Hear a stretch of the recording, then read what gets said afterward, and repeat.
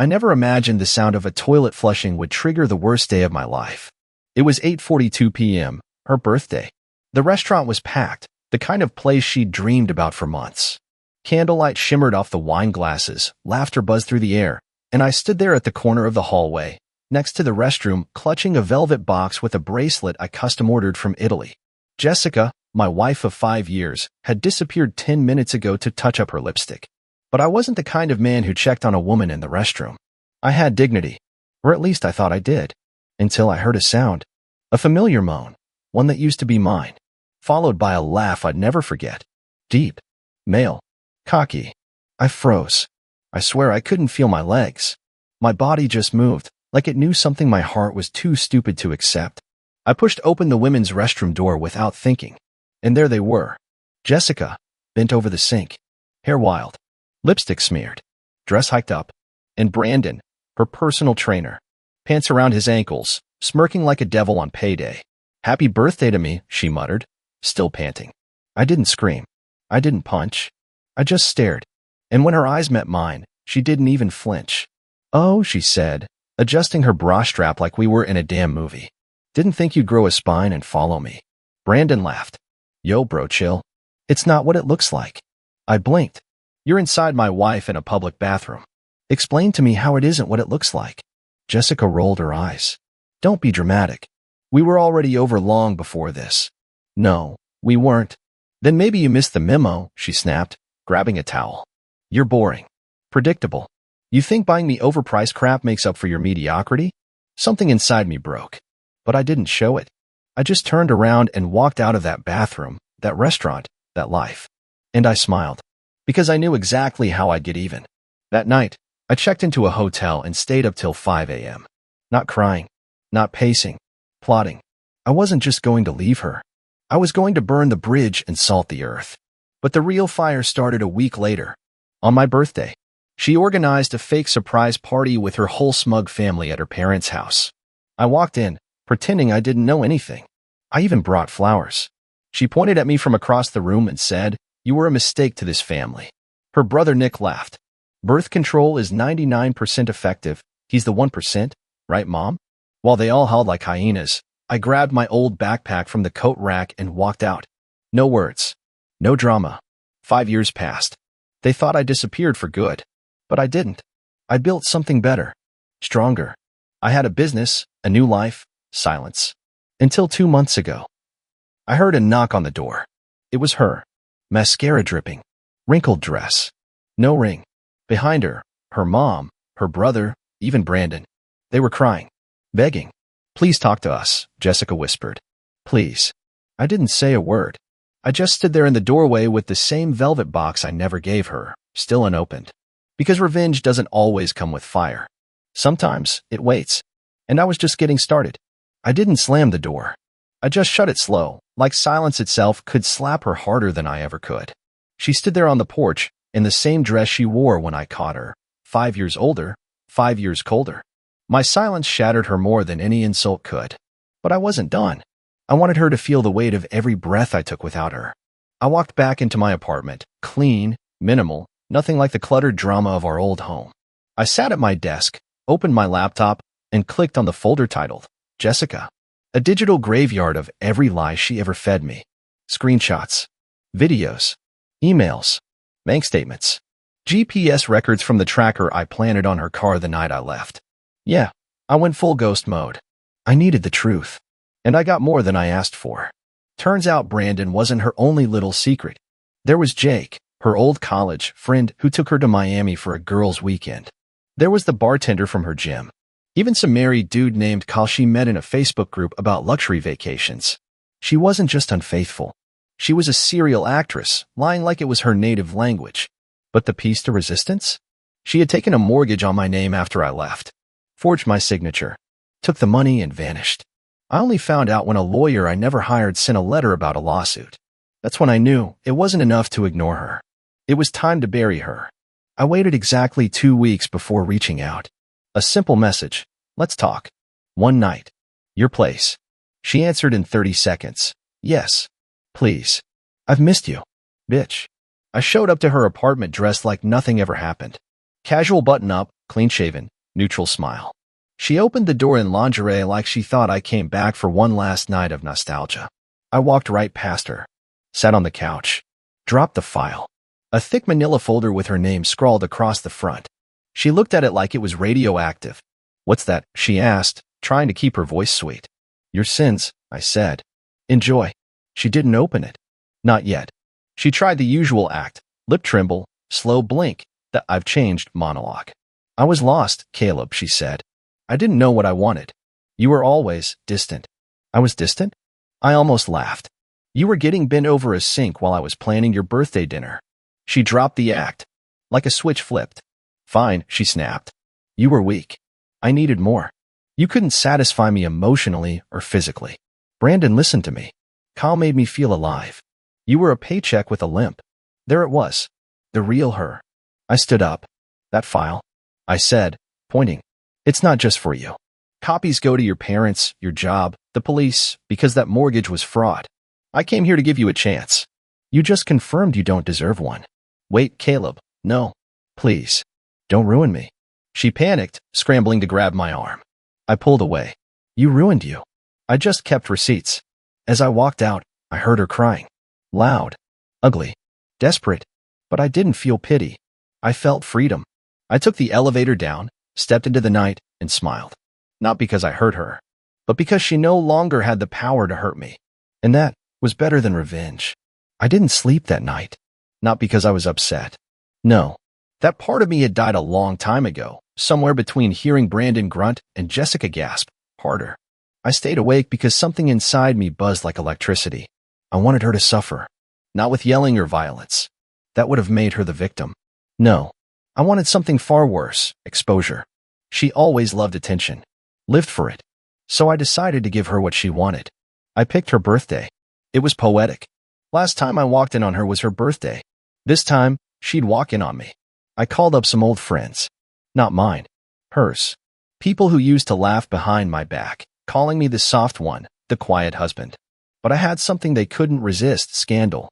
"Jessica's throwing a birthday bash at the Phoenix Lounge," I told one of them. "Want an early invite?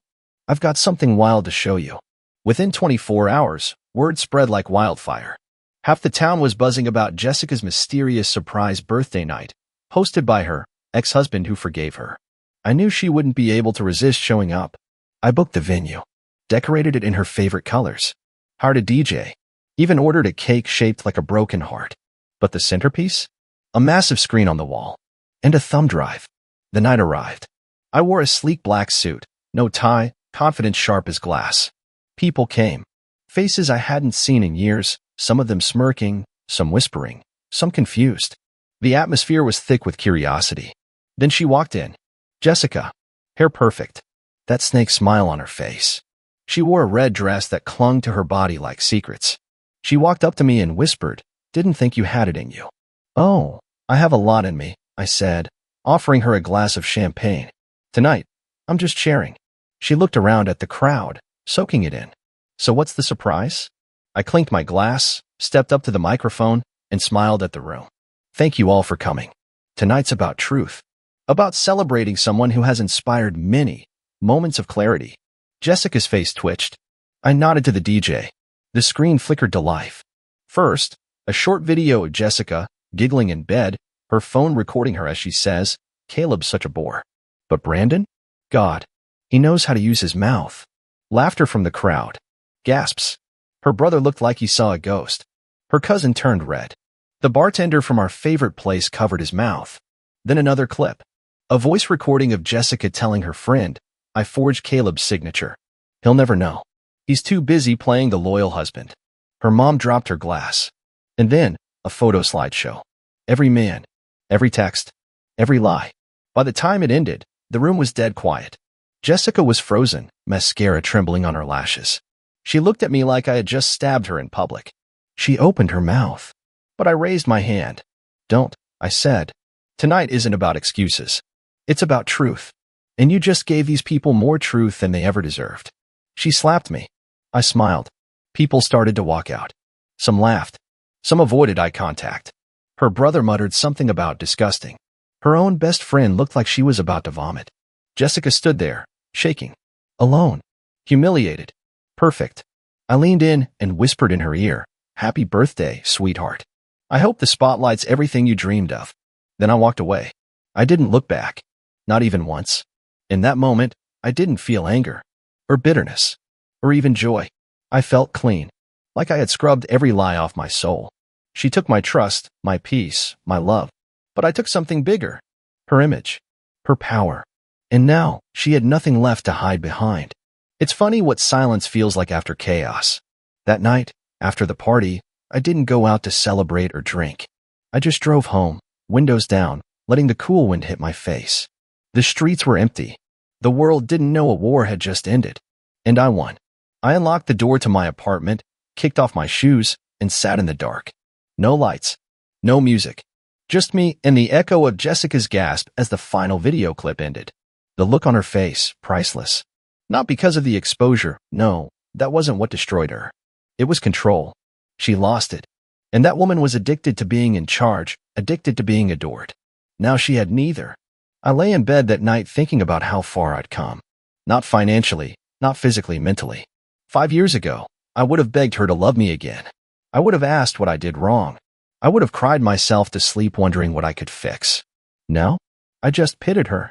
Because people like Jessica, they never win. Not really. They burn everything around them and call it power.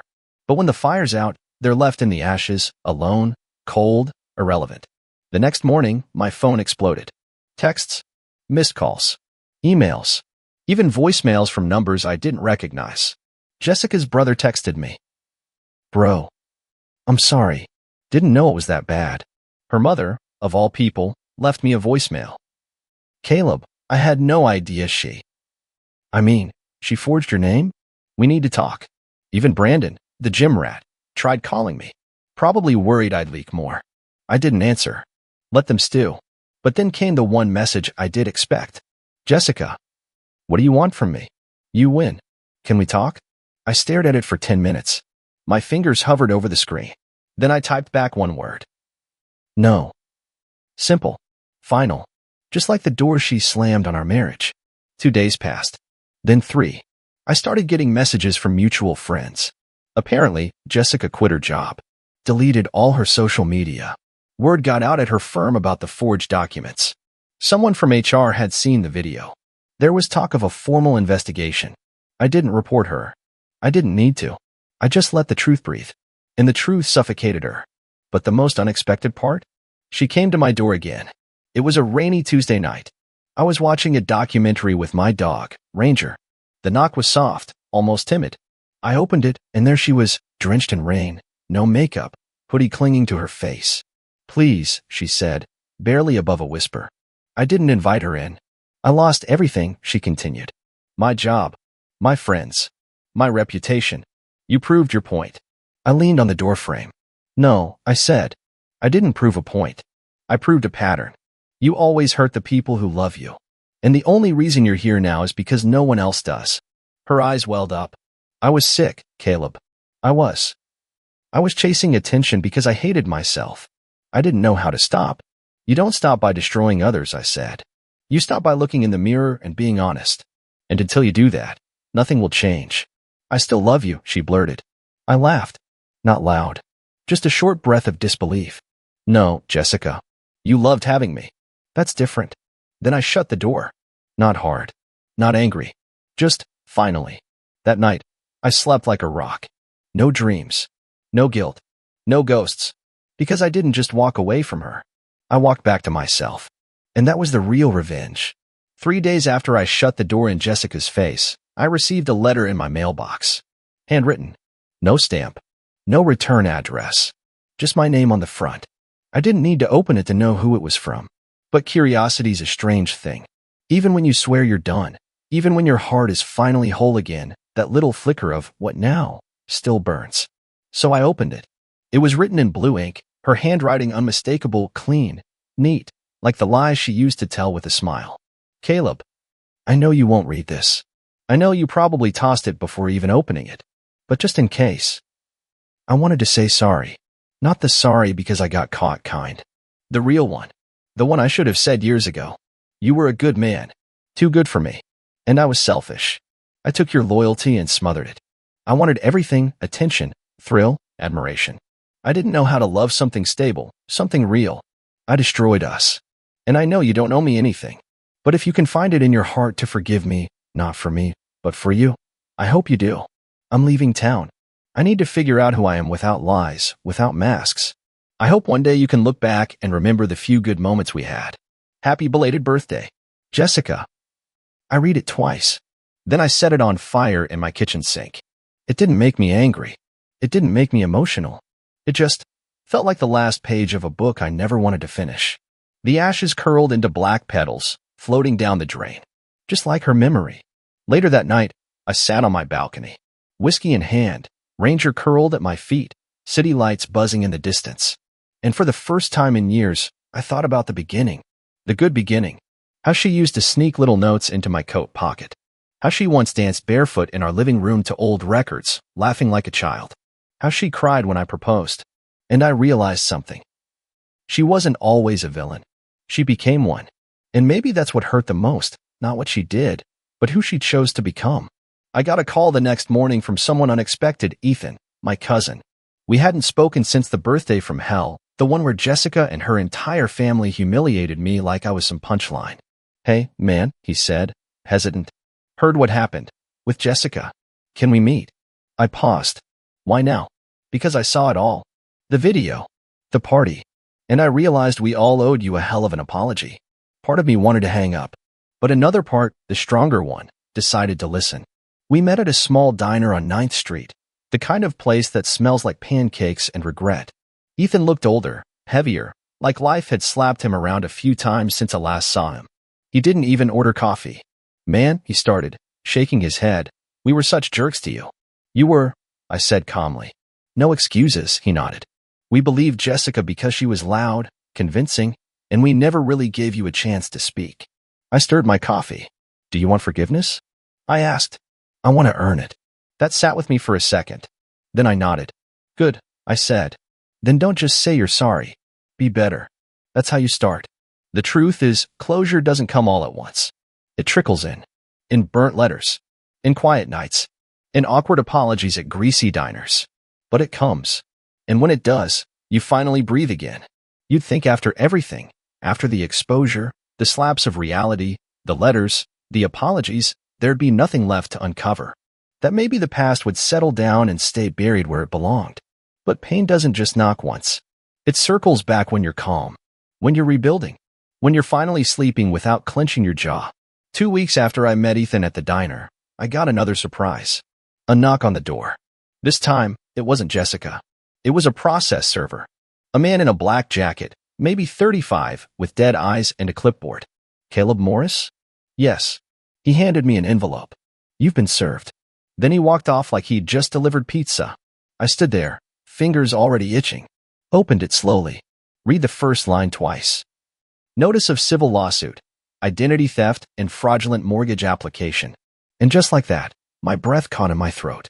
Jessica was suing me. Let me rewind. 5 years ago, she forged my signature for a second mortgage. Took out almost 70 grand under my name. I didn't report it right away because, well, I was numb. Then, I collected proof. Saved everything. But I never actually filed charges. Now, she was trying to flip it. She claimed I had applied for the loan without her consent. That I had ruined her credit. That I left her in financial ruin and then publicly humiliated her with doctored evidence. My hands were shaking. Not from fear, rage. This wasn't just petty revenge. This was tactical. Someone told her what to say. A lawyer, maybe that dirtbag Brandon. I sat down, opened my laptop, pulled up the old folder labeled Jessica. Every screenshot. Every timestamp. Her voice and recordings admitting she signed it. Photos of her filling out the documents in our kitchen. She must have forgotten I had cameras back then. I called my lawyer, Mason. Calm, older guy. Talks like he's already lived 9 lives and nothing can surprise him anymore. This isn't just defense, Caleb, he said after reading through everything. This is a gift. A gift. We countersue. For damages. For defamation. For emotional distress. You've got enough evidence here to bury her and the lawyer dumb enough to take her case. He paused, then added, but it's your call. Do you want to end this or finish it? I looked at my screen. Her face frozen mid-laugh in one of the videos. Mocking me. Thinking she won. I want to finish it. Court took 2 months to schedule. Jessica didn't look like herself anymore when I saw her in that courtroom. Her hair was limp. She wore flat shoes. No jewelry. No smirk. She barely looked at me. But the moment the judge asked her to speak, her voice came alive, soft, calculated, rehearsed. Your Honor, I was emotionally manipulated, gaslit. He controlled our finances. I was scared. It was almost impressive, the performance. Then Mason stood. Permission to play Exhibit B? The judge nodded. And there it was. Jessica's voice from my kitchen camera. Caleb doesn't even look at these papers. I'll sign for both of us. What's he gonna do? Leave me? Please. The courtroom went silent. Jessica turned pale. Her lawyer leaned back like he just swallowed a knife. Mason laid out the rest. Documents, digital signatures, location history, the works. By the end of the day, the judge not only dismissed her lawsuit, he fined her for court fees and approved our counterclaim. I didn't even smile. I just sat there, still. Not because I wasn't happy, because I was finally empty. When it ended, I walked out of the courthouse alone. Mason clapped my shoulder. Justice served. I nodded. Yeah, just took 5 years. But he looked at me and said something I didn't expect. Some people spend their whole lives never getting it. You did. Don't waste it holding on to the ashes. That night, I deleted the folder. The entire Jessica archive gone. Not out of forgiveness. Out of freedom. Because closure doesn't always mean revenge. Sometimes, it's choosing not to carry the damn fire anymore. After I deleted the folder, I stared at my empty desktop screen for a full minute. No files. No backups. No evidence. Just a clean slate. And that's when it hit me, I wasn't angry anymore. Not even bitter. The fire that burned for so long inside me had finally gone cold, and in the quiet that followed, something unexpected filled the space. Peace. Not the kind that hits you all at once like a sunrise. The kind that slowly rolls in, like fog over still water. I didn't talk about Jessica after that. I didn't bring her up at dinners or answer when people asked, "Whatever happened with that ex of yours?" I just smiled and said, "Old story. Not worth retelling." Some people pushed, especially old friends. They wanted the drama, the juicy breakdown of how I destroyed her in court. But I didn't give it to them. Because the truth was, dragging her name through the dirt didn't matter anymore. She was already gone. And I had better things to focus on. I spent more time with Ranger, my dog, my therapist, my only ride or die from the start. We went on longer walks. I took him to the beach. I sat with him on the couch without my phone in my hand, just being there. I started painting again. Something I hadn't done since college. Nothing fancy, just splashes of color on canvas. At first it was messy, chaotic, like my brain. But slowly, the strokes got cleaner, brighter, more deliberate. It felt like I was taking pieces of myself back, one brushstroke at a time. I also went on a date. Her name was Samantha. We met at a bookstore, both reaching for the same copy of Into the Wild. She laughed when our hands touched. Cliché, right? I laughed back. Depends how it ends. We had coffee the next day, then dinner a week later, then a weekend hike. She didn't ask about Jessica, and I didn't offer. Not because I was hiding anything, but because she made me feel like a man, not a victim, not a story, not a project. Just a man. And damn, I forgot how good that felt. One night, we sat on my balcony under a sky full of stars. Samantha sipped wine. I played with Ranger's ears. The city was quiet below us. She looked at me and said, "You have this calm energy. Like you've been through hell and made peace with it." I smiled. "You're not wrong. Do you regret it?" she asked. "Everything that happened?" I paused, watching a plane blink across the sky. "No," I said. "Not anymore." Why? Because if it didn't happen, I wouldn't be here. I wouldn't be this man. I had to lose everything fake to find something real. She leaned her head on my shoulder. And for the first time in years, I didn't feel like something was missing. A week later, I got one final email. No subject line. No text. Just an attachment. A scanned photo. It was me and Jessica from our wedding. She was laughing. I was smiling. But someone had drawn a big red X through her face. No name. No sender. I stared at it for a few seconds. Then deleted it. No reply. No reaction. Because the past only has power if you hand it the microphone. And I'd already changed the station. In the mirror, I no longer saw the man who got cheated on. I saw the man who walked through fire and didn't just survive. He rebuilt. Stronger, quieter, wiser. Because revenge may feel good. But peace? Peace feels earned. It had been nearly a year since I exposed Jessica. A full rotation around the sun, and not once did I look back. Not on purpose, anyway. Sure, her name came up in conversations here and there, whispers in the corners of rooms, jokes told behind hands, but not in my heart. Not where it mattered. Some scars don't itch anymore. They just remind you of where you've been. That's all she became. A scar. On my next birthday, I didn't throw a party. I didn't need a crowd or cameras or poetic revenge plots. I just took the day off, took Ranger for a hike, and ended the evening at a little seafood place on the pier with Samantha.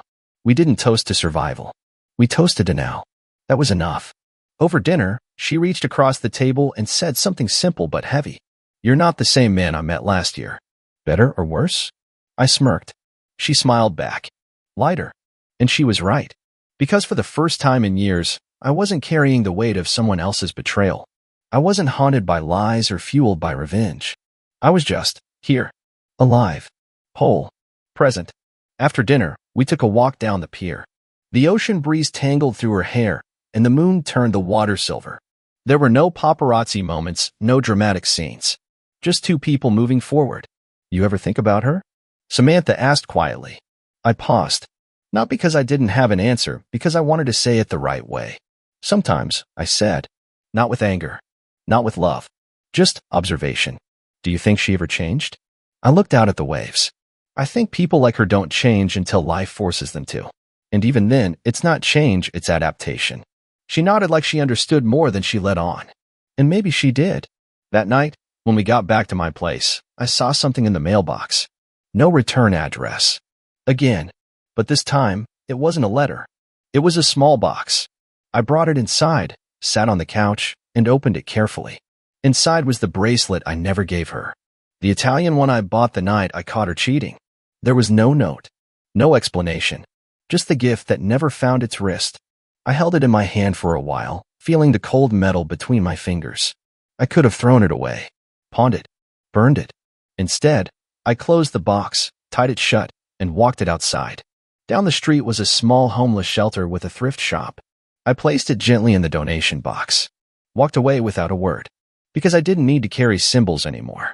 Not hers. Not mine. Weeks passed. Then months. No more boxes. No more drama. Samantha and I moved in together. We painted our bedroom navy blue and filled the walls with art we both made. We had lazy Sundays. Loud Saturdays. Quiet mornings. Nothing perfect. Everything real.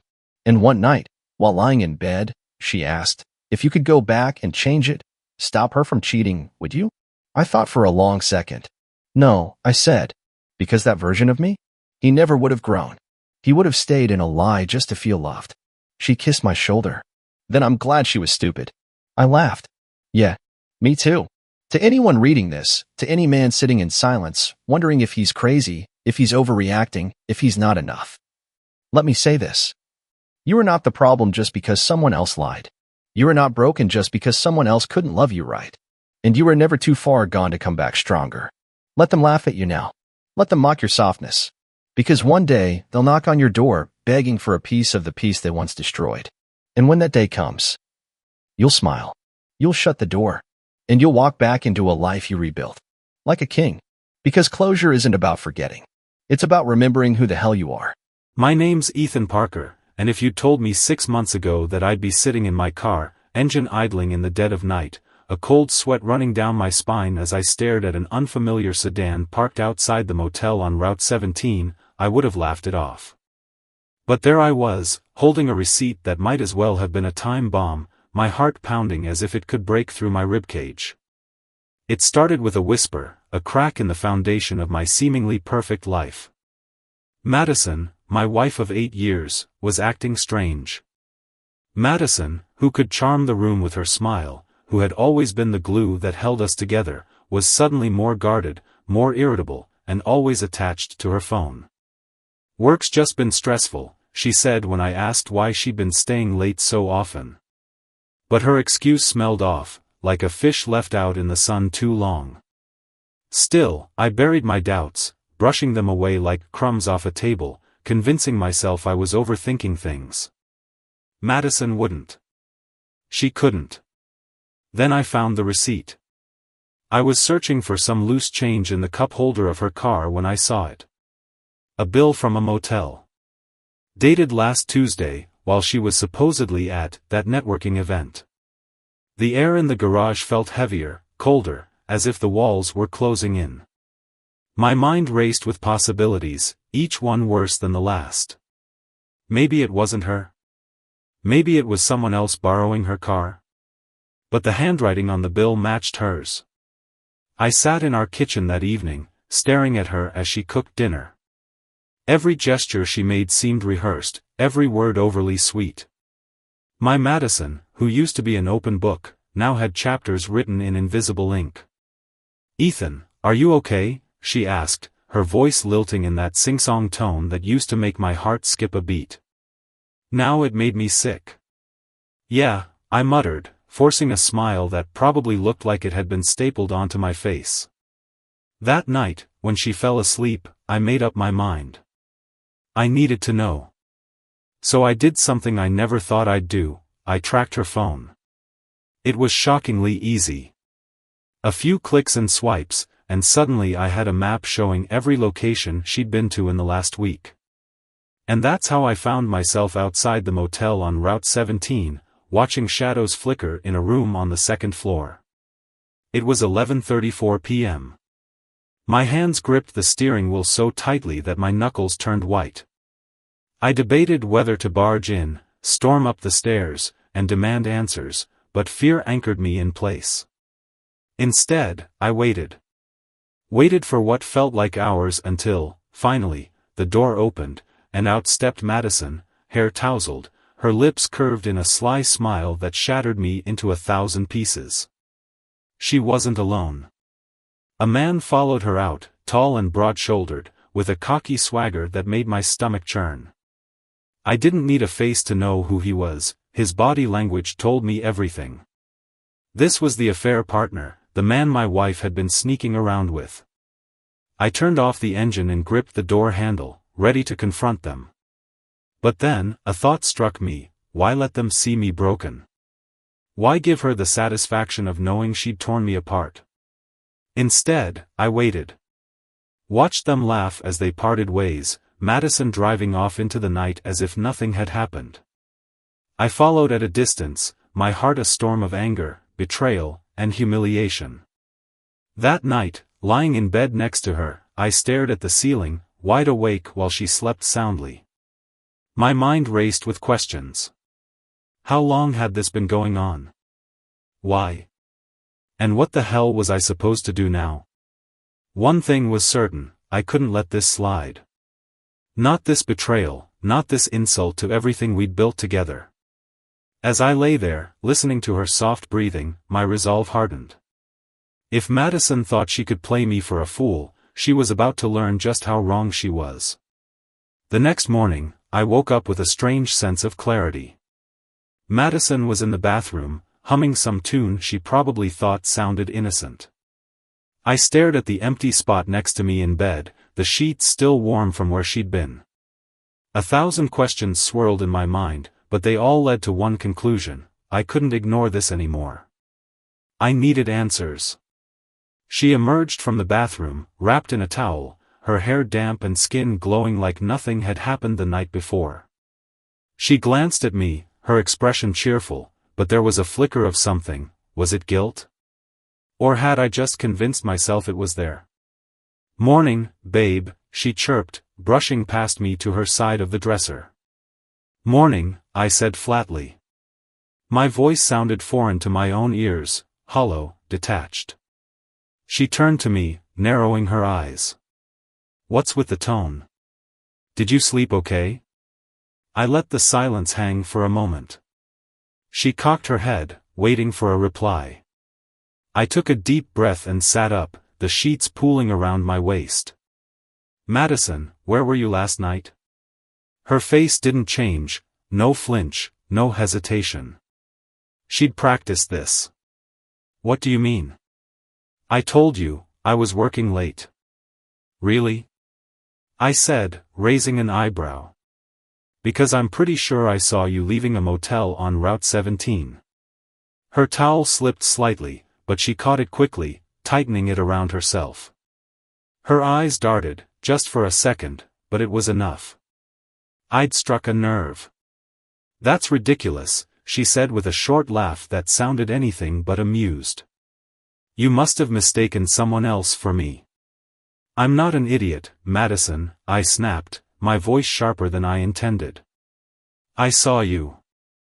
I saw him. Who the hell is he? She froze, the confidence draining from her face like someone had pulled a plug. Then, as if flipping a switch, her expression hardened. She crossed her arms, glaring at me. Are you spying on me now? That's what this is? You're some paranoid stalker following me around? You're deflecting, I said, my anger bubbling over. Don't turn this around on me. Just tell me the truth. Madison scoffed, shaking her head as if I'd insulted her. There's nothing to tell, Ethan. You're acting crazy. I laughed bitterly, running a hand through my hair. Crazy? No, Madison. Crazy would be pretending I didn't see what I saw. Crazy would be ignoring the fact that my wife has been sneaking around behind my back. Her face twisted, a mix of annoyance and feigned disbelief. God, you're so dramatic. Maybe if you weren't so insecure, we wouldn't even be having this conversation. Insecure? I repeated, standing up and towering over her. You've been lying to me, Madison. Don't you dare try to pin this on me. She stared at me, her jaw clenched, and for a moment, I thought she might crack. But instead, she rolled her eyes and stormed out of the room, slamming the door behind her. She didn't come back until later that evening, and by then, I'd already started piecing things together. Her phone records told me more than she ever would, calls to a number I didn't recognize, repeated texts at odd hours. I dug deeper, my heart sinking with every discovery. There were dinners she'd claimed were work-related, weekends where she'd visited her sister, and all of it was a lie. The number belonged to a man named Eric Whitman. A quick search told me he was a divorced contractor who lived a couple of towns over. His social media was private, but a public photo showed him grinning in front of a half-finished house. My stomach churned just looking at him. By the time Madison came home, I was sitting in the living room with a drink in my hand, the document spread out on the coffee table. She hesitated when she saw me, her hand lingering on the doorknob. What's all this? She asked, her voice cautious. You tell me, I said, gesturing to the papers. Because it sure looks like evidence of you cheating on me. She stepped closer, her expression hardening again. You went through my stuff? That's a serious invasion of privacy, Ethan. Stop pretending you're the victim here, I snapped. Just admit it. You're having an affair, aren't you? Her eyes darted to the papers, then back to me. For a moment, I thought she might deny it again, but instead, she folded her arms and gave me a smirk that made my blood boil. Fine, she said, her voice dripping with venom. You want the truth? Yes, I'm seeing someone else. Happy now? I felt the words hit me like a freight train, but I didn't let her see the impact. Why, Madison? Was I not enough for you? Enough, she spat, stepping closer. You're a boring, predictable little man, Ethan. You think your stupid routines and your pathetic attempts at romance make up for the fact that you're suffocating? Eric, he's exciting. He knows how to make me feel alive. The room spun, and my grip on the glass tightened. So you destroy our marriage because you're bored? Is that it? She shrugged, the smirk still plastered on her face.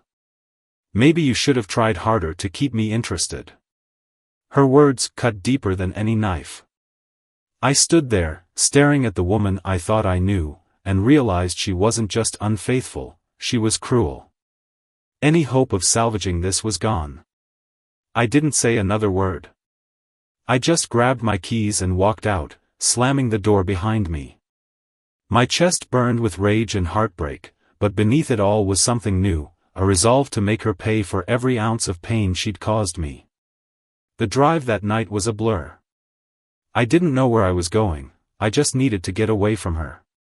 My knuckles ached from gripping the steering wheel too tightly, my mind replaying her words over and over again. Boring. Predictable. Pathetic.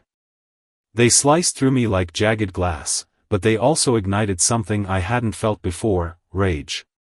This wasn't going to end with me sulking in some corner, licking my wounds while she paraded around with her lover.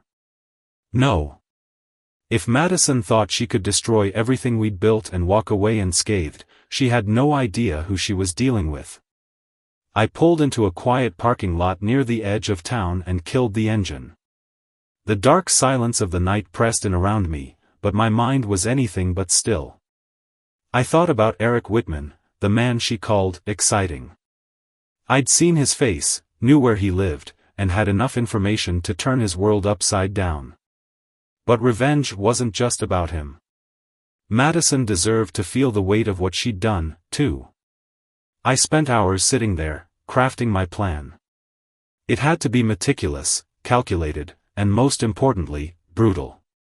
Not in the physical sense, no, I wasn't about to lower myself to that, but emotionally. I needed her to feel the humiliation, the betrayal, the emptiness she had so callously inflicted on me. The next day, I called in sick to work. My boss barely questioned it, I never took days off, so my sudden absence probably seemed legitimate. I used the time to dig deeper into Eric's life. Social media, phone records, even property listings, anything I could find that would give me an edge. By the end of the day, I knew more about him than he probably knew about himself. Eric wasn't just some random guy Madison had stumbled upon. He was calculated, too. He'd been divorced twice, both times under accusations of infidelity, and had a knack for leaving women in worse shape than he found them. His charm was a weapon, and Madison had fallen right into his trap.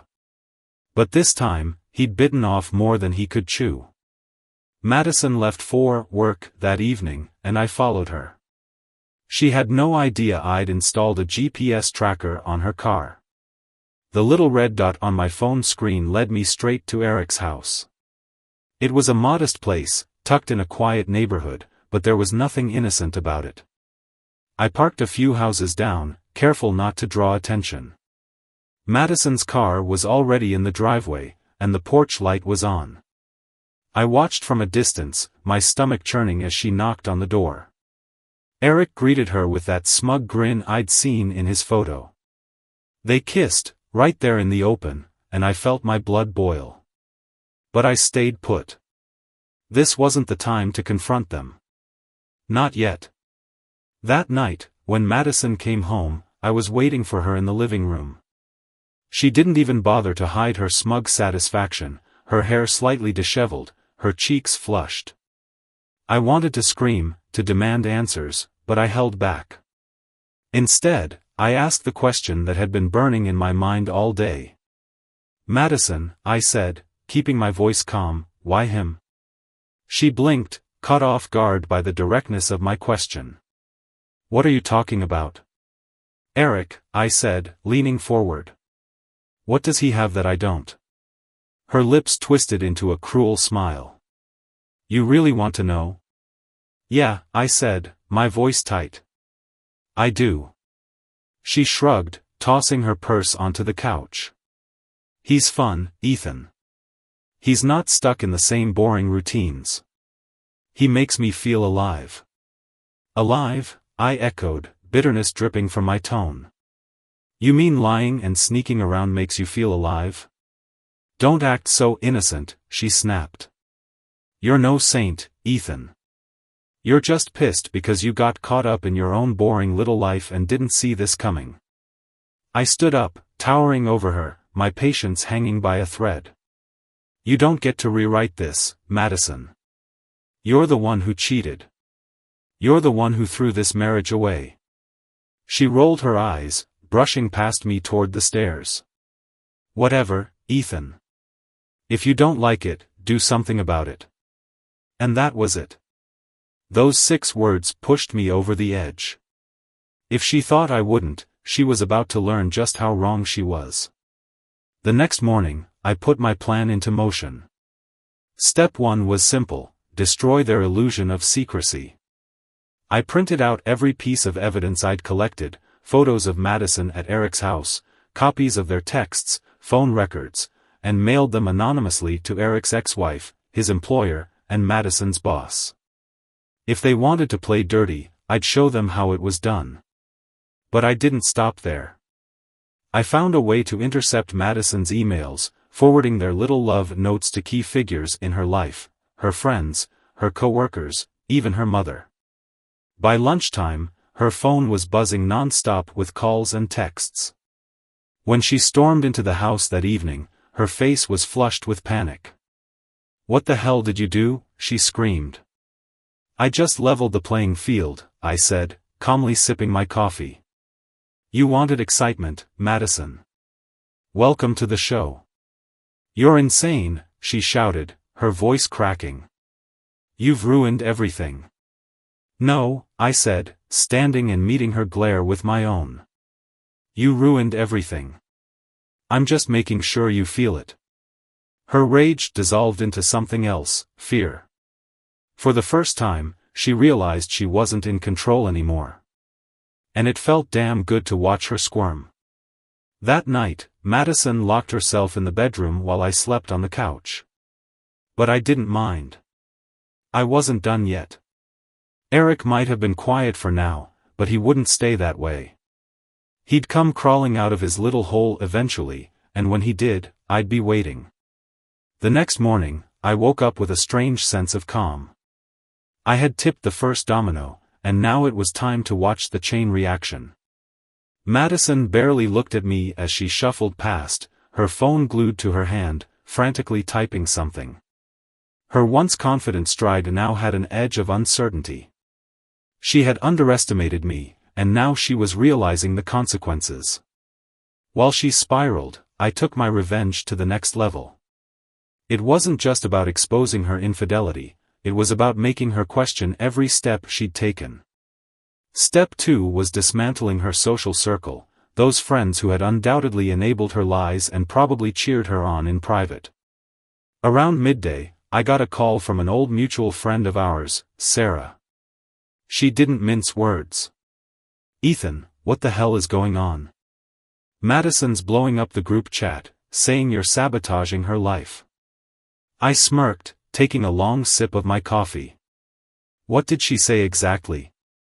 "She claims you're spreading lies about her and this Eric guy." Sarah's voice dropped, uncertain. "But is it true?" I didn't hesitate. "Every word of it.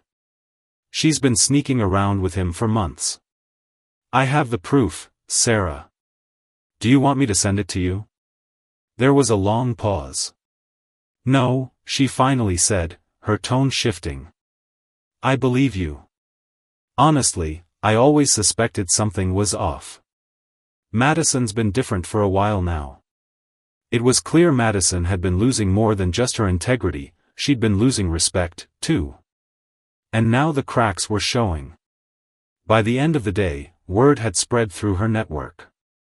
Friends who had once showered her Instagram posts with heart emojis suddenly went radio silent. The walls of her carefully curated image were crumbling, and she couldn't stop it. That evening, I decided it was time to deal with Eric directly. I'd already sent his ex-wife the evidence, and from the few cryptic posts she made online, I knew she was gearing up for a public takedown of her own. But I wanted to confront him personally. I drove to his house under the cover of darkness, parking a block away to avoid being seen.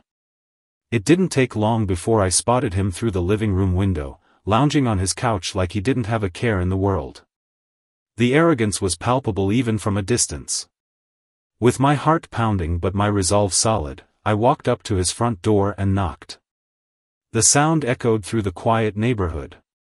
A moment later, the door opened, and there he was, tall, smug, and completely unprepared. "Can I help you?" he asked, leaning against the doorframe, clearly trying to size me up. "Yeah," I said, my voice steady. "I'm Ethan. Madison's husband." The smirk vanished from his face. For a split second, he looked panicked, but he recovered quickly, crossing his arms in a show of bravado. "Listen, man, I don't want any trouble." "Trouble?" I said, stepping closer. "You've been screwing my wife, and you think this isn't trouble?" He opened his mouth to respond, but I didn't give him the chance. "Here's the deal, Eric. You're done. I've already sent everything to your ex-wife and your employer. By tomorrow, everyone you know will understand exactly the kind of person you are." His bravado cracked. "What the hell is wrong with you?" "What's wrong with me?" I snapped. "What's wrong with you? You think you can just waltz into someone's marriage, destroy it, and walk away unscathed? Not this time, pal." He tried to argue, but I turned and walked away before he could finish. The slam of the door behind me was the only answer I needed. Eric wasn't just shaken, he was scared. And he should have been. Back home, Madison was waiting for me in the living room. Her arms were crossed, and her face was a mix of anger and desperation. "Where the hell were you?" "Out," I said flatly, walking past her. "Out doing what?" "More of your psychotic little revenge scheme," she spat, following me into the kitchen. "Do you have any idea how much you've ruined my life in the last 2 days?" I spun around to face her, my composure finally snapping. "I've ruined your life? You're the one who lied. You're the one who cheated. Don't stand there and play the victim, Madison." Her eyes blazed with fury. "You're acting like some kind of vigilante, Ethan. Do you think this makes you better than me?" "No," I said, my voice cold. "It makes me smarter. I'm not just sitting here and letting you get away with this." For the first time, her defiance faltered. "You're trying to destroy me." "No, Madison," I said, leaning in. "You destroyed yourself. I'm just making sure everyone sees it." That night, Madison packed a bag. She didn't say where she was going, but I didn't ask. I watched her leave without a word, the sound of her car disappearing down the street. It should have felt like a victory, but instead, there was an ache deep in my chest, a hollow, gnawing emptiness where love used to live. I sat alone in the quiet house, staring at the mess we'd made of our lives. I thought about everything I'd done over the past few days, the evidence, the calls, the confrontations. It had felt righteous in the moment, but now, it just felt heavy. I hadn't just lost Madison. I'd lost the version of myself that once believed in us. And while she deserved everything that had happened, I couldn't shake the feeling that I'd become someone I didn't recognize. But it wasn't over yet. There was still one final piece to play in this game, one last move to ensure Madison and Eric would never forget what they'd done. The house was eerily quiet after Madison left. The stillness was suffocating, broken only by the faint hum of the refrigerator and the ticking of the clock on the wall. I sat in the kitchen, staring at the remnants of a life that felt like someone else's. My phone buzzed on the table, pulling me out of my trance. I picked it up, expecting another angry message from Madison, but the number was unfamiliar. Curiosity got the better of me, and I answered. "Hello? Ethan?" The voice was female, cautious but determined. "This is Lisa Whitman. Eric's ex-wife." I froze. The pieces of the puzzle I thought I'd completed suddenly shifted, revealing a new picture. "How did you get my number?" I asked, wary. She let out a dry laugh. "Let's just say Eric isn't as careful as he thinks. I got your number from one of the emails you forwarded to me. I need to talk to you about Eric." Lisa suggested we meet at a small coffee shop on the outskirts of town, somewhere neutral. I arrived first, scanning the quiet space nervously. A few minutes later, a petite woman with sharp eyes and a tightly coiled bun walked in. She spotted me immediately and headed over. "Ethan," she said, extending a hand. Her grip was firm, her expression unreadable. "Thanks for meeting me. What's this about?" I asked, skipping the pleasantries. "You said it was urgent." She slid into the seat across from me, folding her hands on the table. "It's about Eric. You need to be careful." I frowned. "Careful? I'm not afraid of him." "You should be," she said, leaning forward. "Eric isn't just a cheater. He's dangerous. The reason I divorced him wasn't just the infidelity, it was the manipulation, the control, and the threats." I stared at her, my pulse quickening. "Threats? What kind of threats?" She glanced around, lowering her voice. "Eric doesn't handle rejection well. When I left him, he stalked me for months. Showed up at my work, sent me messages, even broke into my house once to talk. I filed a restraining order, but it didn't stop him. He doesn't like losing." The weight of her words settled on me like a lead blanket. My plan had been to expose him, humiliate him, and make him regret ever touching Madison. But I hadn't considered the possibility that Eric might retaliate. "You think he'll come after me?" I asked. Lisa nodded. "If you've disrupted his life, yes. And if Madison's still involved with him, she might not be safe either." Her words hit me like a punch to the gut. As much as I despised Madison for what she'd done, the thought of her in real danger was unbearable. I needed to rethink everything. That night, I couldn't sleep. I lay on the couch, staring at the ceiling, Lisa's warning replaying in my head. If Eric was as dangerous as she claimed, then this wasn't just about revenge anymore, it was about survival. I needed to protect myself, and maybe even Madison, from whatever fallout might come next. I started by securing the house. New locks, reinforced windows, and a security system with cameras covering every angle. It wasn't much, but it gave me a sliver of peace. Then, I decided to find Madison. I hadn't heard from her since she stormed out, but I had a hunch about where she might be. The tracker on her car was still active, and when I checked, it pinged a location not far from Eric's house. My stomach sank. Was she still with him? Had she ignored everything I'd done to warn her about the kind of man he was? I drove there, parking a few blocks away to avoid drawing attention. Her car was in Eric's driveway, but the house itself was dark. I sat there for what felt like hours, torn between storming in and leaving her to her choices. Just as I was about to give up, the front door opened, and Madison stumbled out. She looked disheveled, her hair messy and her clothes wrinkled. But what caught my attention was the fear etched across her face. She glanced over her shoulder, as if checking to see if someone was following her, before hurrying to her car. I stepped out of my car and approached her cautiously. "Madison." She jumped, spinning around with wide eyes. "Ethan? What the hell are you doing here?" "I could ask you the same thing," I said, keeping my voice steady. "What happened?" Her lips trembled, and for a moment, I thought she was going to start yelling at me. But then she surprised me. She broke down, tears streaming down her face. "You were right," she said, her voice cracking. "About Eric.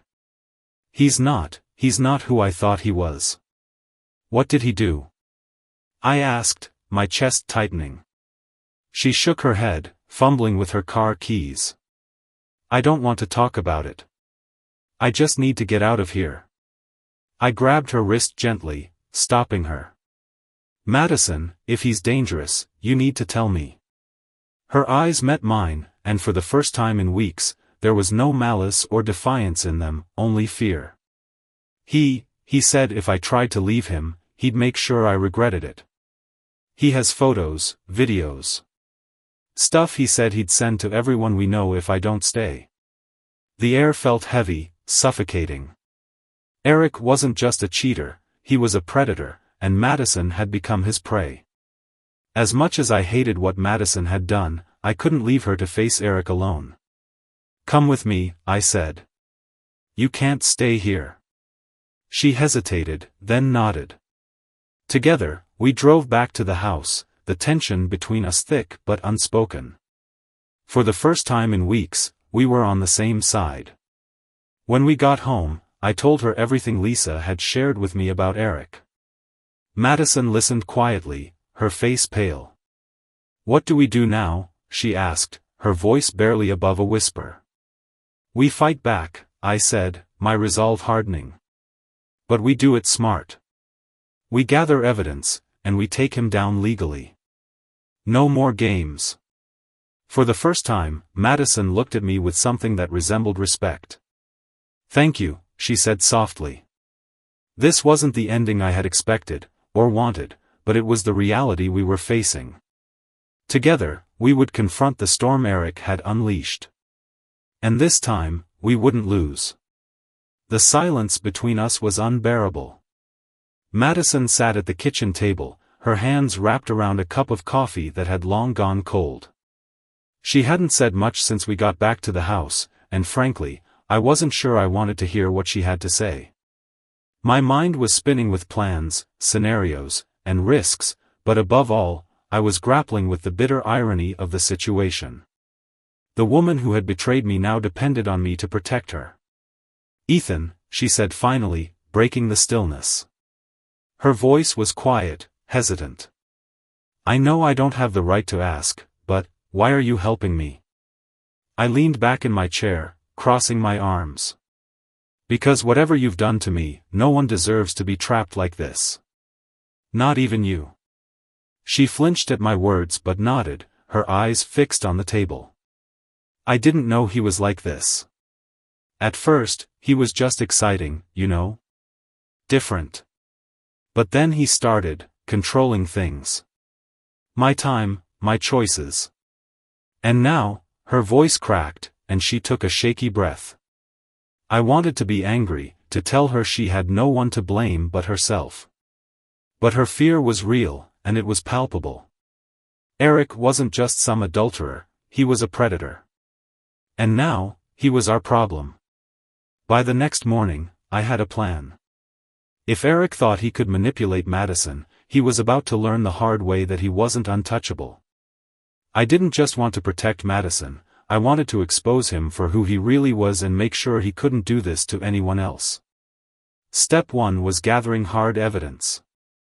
Madison had already told me Eric kept compromising material on her, but we needed more, proof of his threats, his behavior, and his actions. We spent hours going through her phone, her emails, and her messages, documenting everything. Madison was reluctant at first, her shame evident, but I pushed her. "If we're going to take him down, we need to do this right." Next, I contacted Lisa. When I explained the situation, she didn't hesitate to join forces. "Eric's been getting away with this for years," she said over the phone. "If you're serious about stopping him, I'll help." Together, we compiled a dossier that painted a damning picture of Eric's history, his manipulation, his threats, and his pattern of behavior with women. It was more than enough to convince the authorities, but we weren't stopping there. It didn't take long for Eric to notice the shift. Madison had blocked his number, but the messages still came, relentless and vicious. He left voicemails, too, thinly veiled threats disguised as pleas. One night, as I sat in the living room reviewing the evidence, Madison's phone buzzed. She looked at me, fear in her eyes. "It's him." "Answer it," I said, keeping my voice steady. "Put it on speaker." Her hands trembled as she picked up the phone.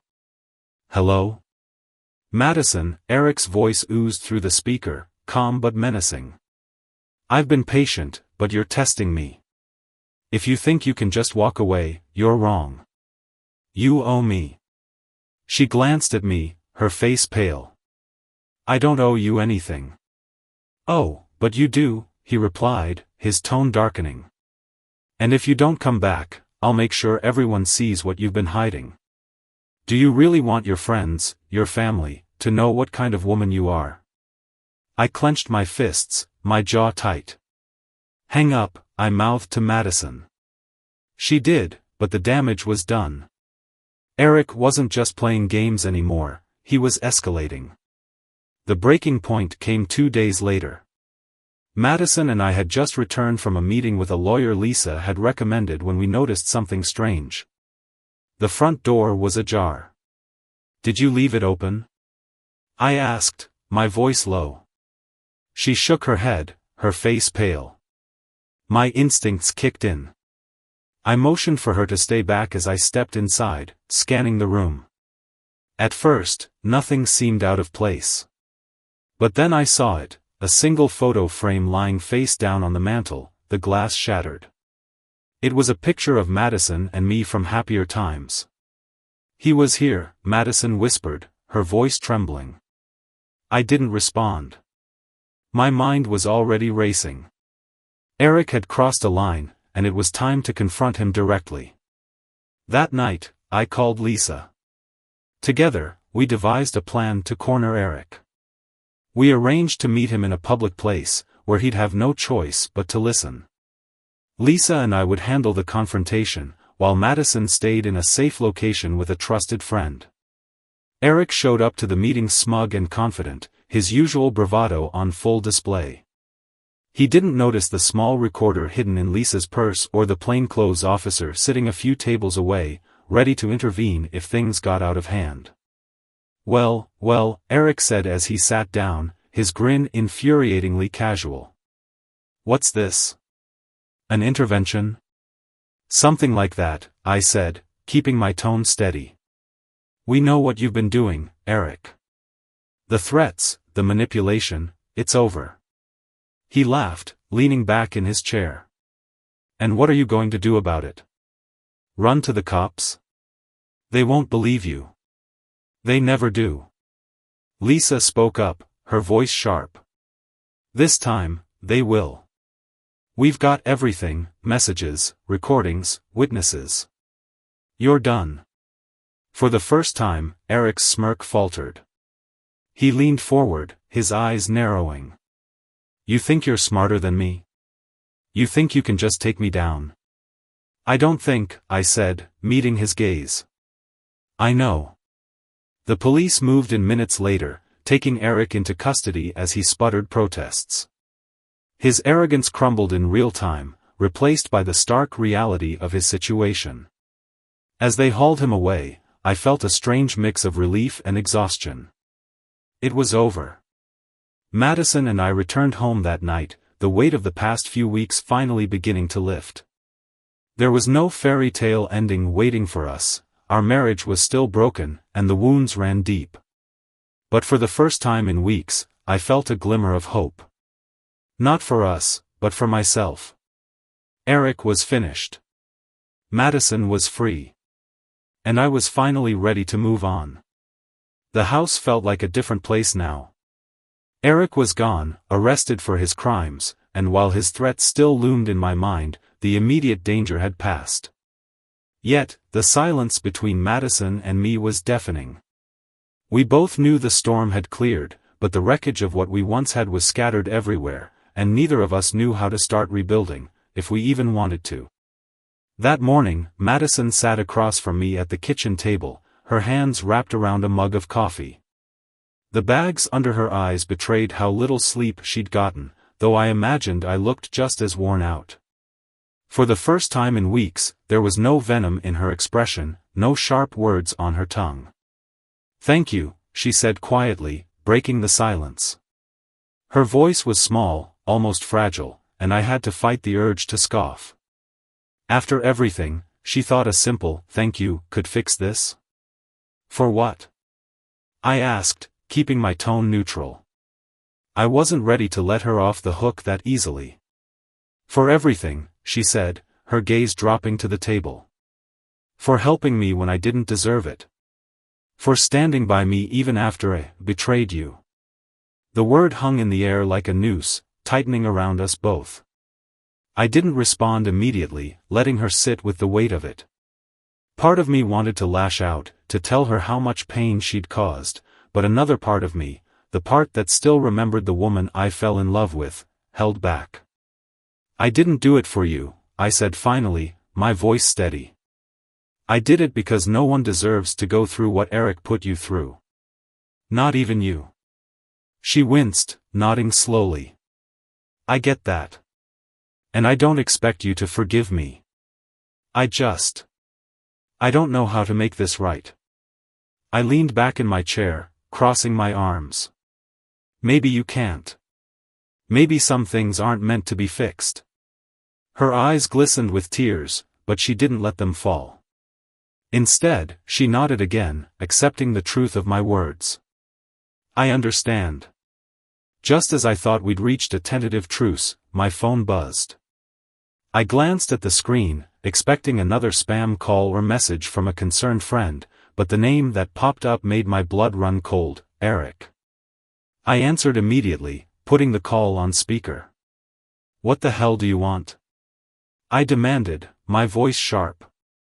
There was a long pause on the other end before his voice came through, calm and calculated. "Don't think this is over, Ethan." My grip on the phone tightened. "You're in jail, Eric." "It's over." "Is it?" he replied, a hint of amusement in his tone. "You think I don't have people on the outside? People who can make your life a living hell?" Madison's eyes widened, and I felt a chill run down my spine. "What are you talking about?" I asked, forcing my voice to remain calm. "Let's just say you've made some powerful enemies," Eric said. "Enjoy your little victory while it lasts." The call disconnected, leaving a suffocating silence in its wake. I set the phone down, my mind racing. Was he bluffing? Or had we underestimated just how deep his connections ran? Madison looked at me, her face pale. "What does he mean by people on the outside? Do you think he's serious?" I shook my head, trying to push down the rising panic. "He's just trying to scare us. He's lost, and this is his way of clawing back some control." But even as I said the words, I wasn't sure I believed them. Eric had proven time and time again that he thrived on manipulation and chaos. It wasn't outside the realm of possibility that he had allies who shared his twisted mindset. That evening, I called Lisa to warn her. She wasn't surprised by Eric's threat but shared my concern. "He's not the type to let go easily," she said. "But the police have him in custody. If he tries anything, they'll add more charges to his record." Her reassurance helped, but only slightly. I knew Eric wouldn't go down without a fight, and I couldn't shake the feeling that this wasn't over. The next few days passed in a blur of tense silence. Madison and I spoke only when necessary, the weight of everything unsaid hanging between us. I spent most of my time focusing on fortifying the house and documenting every interaction with Eric or his associates, just in case. But as the days turned into weeks, the tension between us began to ease, if only slightly. Madison started helping around the house, her actions quiet but deliberate. She wasn't trying to win me back, she knew better than to expect that. But she was trying to show that she was sorry, and while I wasn't ready to forgive her, I could see the effort. One evening, as we sat in the living room watching the news, she turned to me. "I've been thinking about moving out." The statement caught me off guard, and for a moment, I didn't know how to respond. "Why?" She hesitated, her gaze fixed on her hands. "Because I don't want to make things harder for you. I know I've caused enough damage, and maybe some space would help." I nodded slowly, considering her words.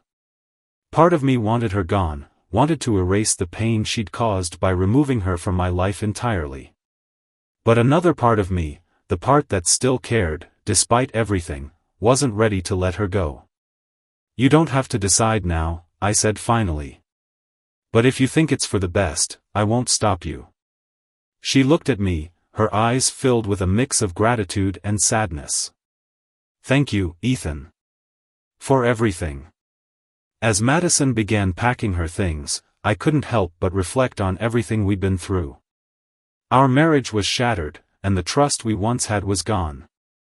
But in the midst of the chaos, I'd found a strength I didn't know I had, a resilience that would carry me forward, no matter what the future held.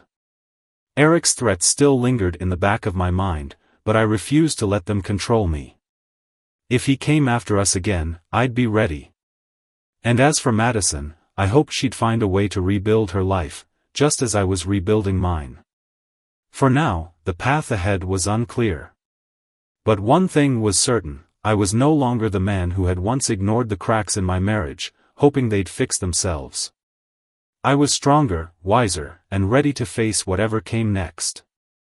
The day Madison moved out, the house felt heavier, not lighter like I'd expected. There were no words exchanged, just the quiet shuffle of her carrying boxes to her car while I stood by the window, watching. Part of me wanted to say something, anything, but I couldn't find the words. This was what had to happen, even if it didn't feel like closure. When the last box was loaded, she stood by the door for a moment, hesitating. "Ethan," she said softly, her voice breaking the stillness. "I know I don't deserve forgiveness. I know I destroyed something good. But I hope you find peace. You deserve it." I nodded, my throat tight, but I couldn't bring myself to respond. She looked at me for a moment longer, then walked out, closing the door softly behind her. Just like that, she was gone. The first few days after Madison left were surreal. The house was quiet, almost eerily so, and I found myself wandering through the empty rooms, as if expecting her to walk back in. But the emptiness wasn't just physical, it was emotional. Despite everything, there was a part of me that missed her, or at least the version of her I thought I knew. I threw myself into work, into projects around the house, into anything that would keep my mind occupied. But the silence always found me in the end, pressing down like a weight I couldn't escape. Eric's threats lingered in the back of my mind, a shadow I couldn't shake.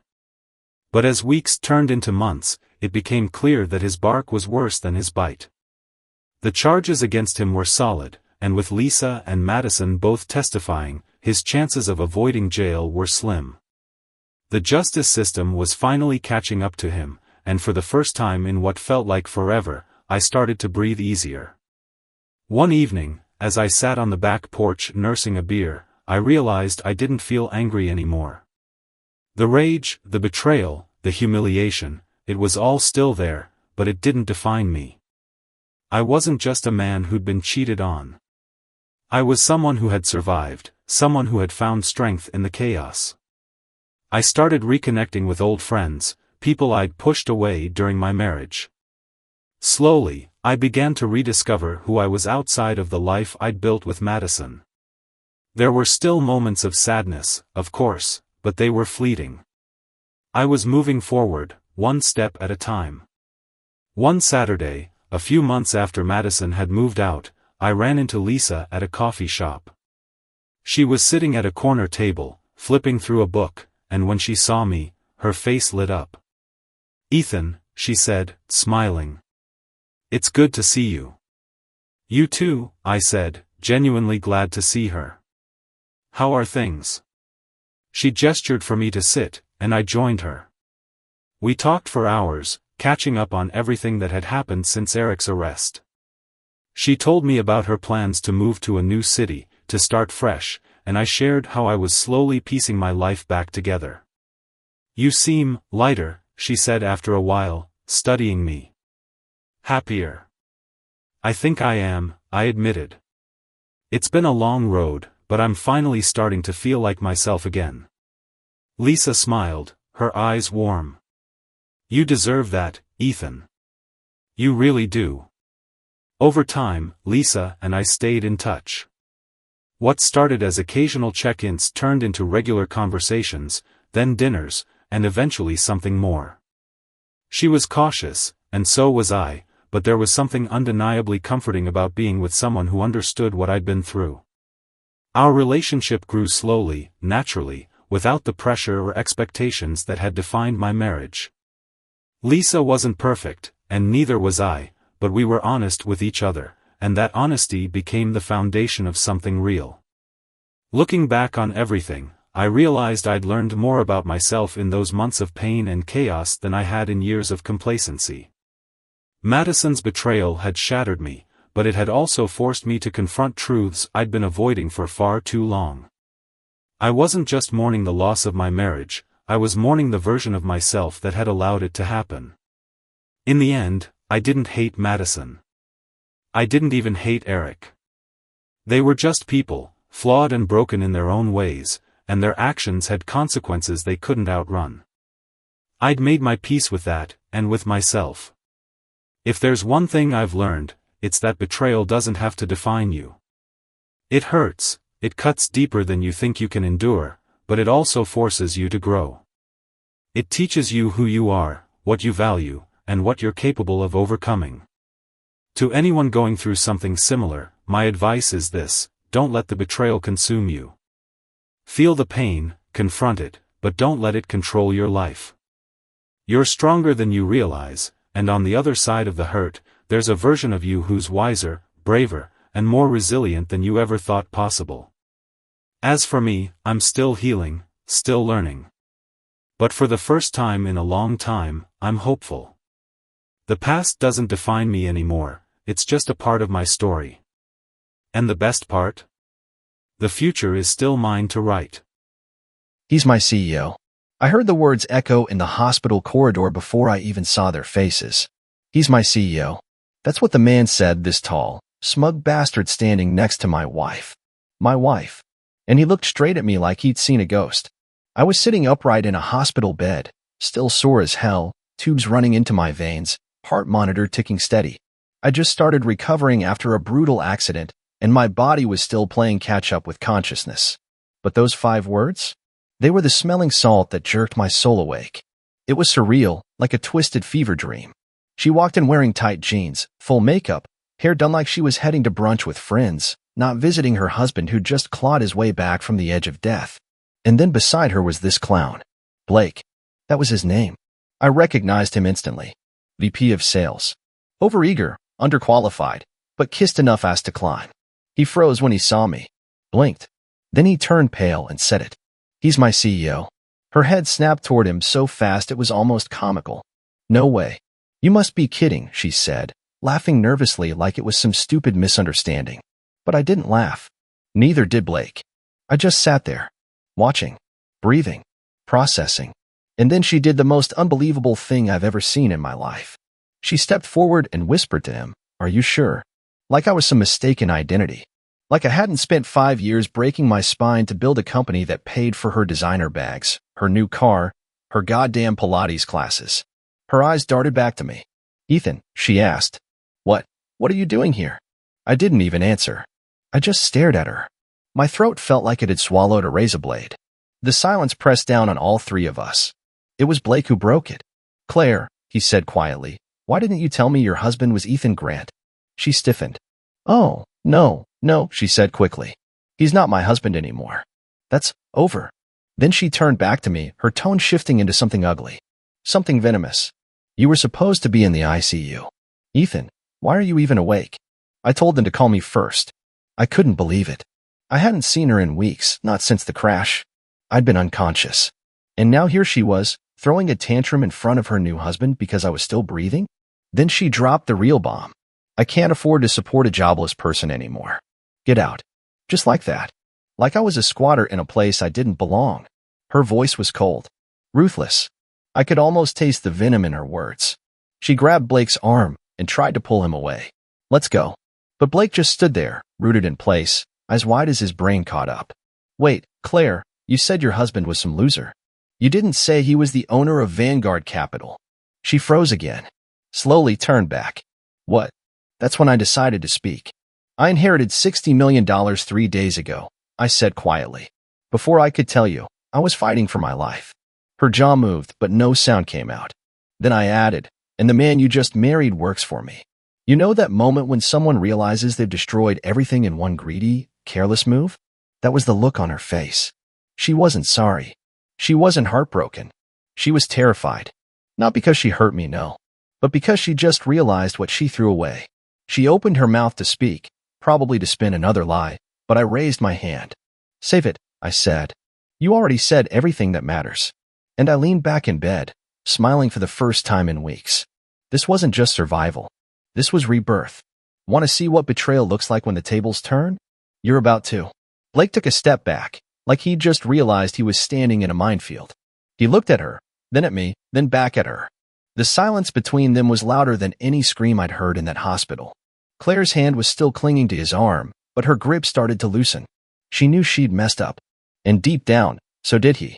I need to step outside, Blake muttered, avoiding both our eyes. She reached for him, desperate now. Babe, wait. Don't listen to him. He's just saying that to mess with us. He's bitter and angry and just got out of a coma. He doesn't know what he's saying. But Blake wasn't buying it. He pulled his arm free, mumbled something about needing a moment to think, and walked right out of the room. That left just her and me. Claire stood there with her arms crossed, ice cold. What? You want me to beg? You think I'm going to crawl back and cry over a mistake? Please. You were gone for weeks. I didn't even know if you were going to wake up. I looked at her. Really looked at her. This woman I once kissed under fireworks. The woman I carried over the threshold of our first home. Now she stood in my hospital room defending marrying another man while I still had hospital bands around my wrist. You didn't know if I was going to wake up? I repeated. So you got married? While I was on a ventilator? She rolled her eyes. Don't be dramatic. You always do this. You blow things out of proportion. I needed stability. You were gone. I had to look out for myself. I almost laughed. She was still trying to justify it, like this was all some unfortunate but understandable misunderstanding. You sold my car, I said flatly. Emptied the joint account. Canceled my insurance. You signed my DNR. She shrugged. I did what I had to. You left me in a mess. I couldn't believe her nerve. No remorse. Not even a flicker of guilt. Just more self-pity, more delusion. I was dying, Claire. She tilted her head. And now you're not. So what? Do you want a medal? For a second, I just sat there, stunned. And then something in me shifted. I didn't feel heartbroken anymore. I didn't feel confused or weak. I felt done. Like a storm had passed through me and wiped away everything that used to care. I pressed the button to call the nurse. What are you doing? She asked. Getting you out of my room, I said. You don't belong here. She gave a short, mocking laugh. Please. You think you're suddenly untouchable because of some inheritance? You've always been soft. That's why I left. You're weak. The door opened, and a nurse walked in.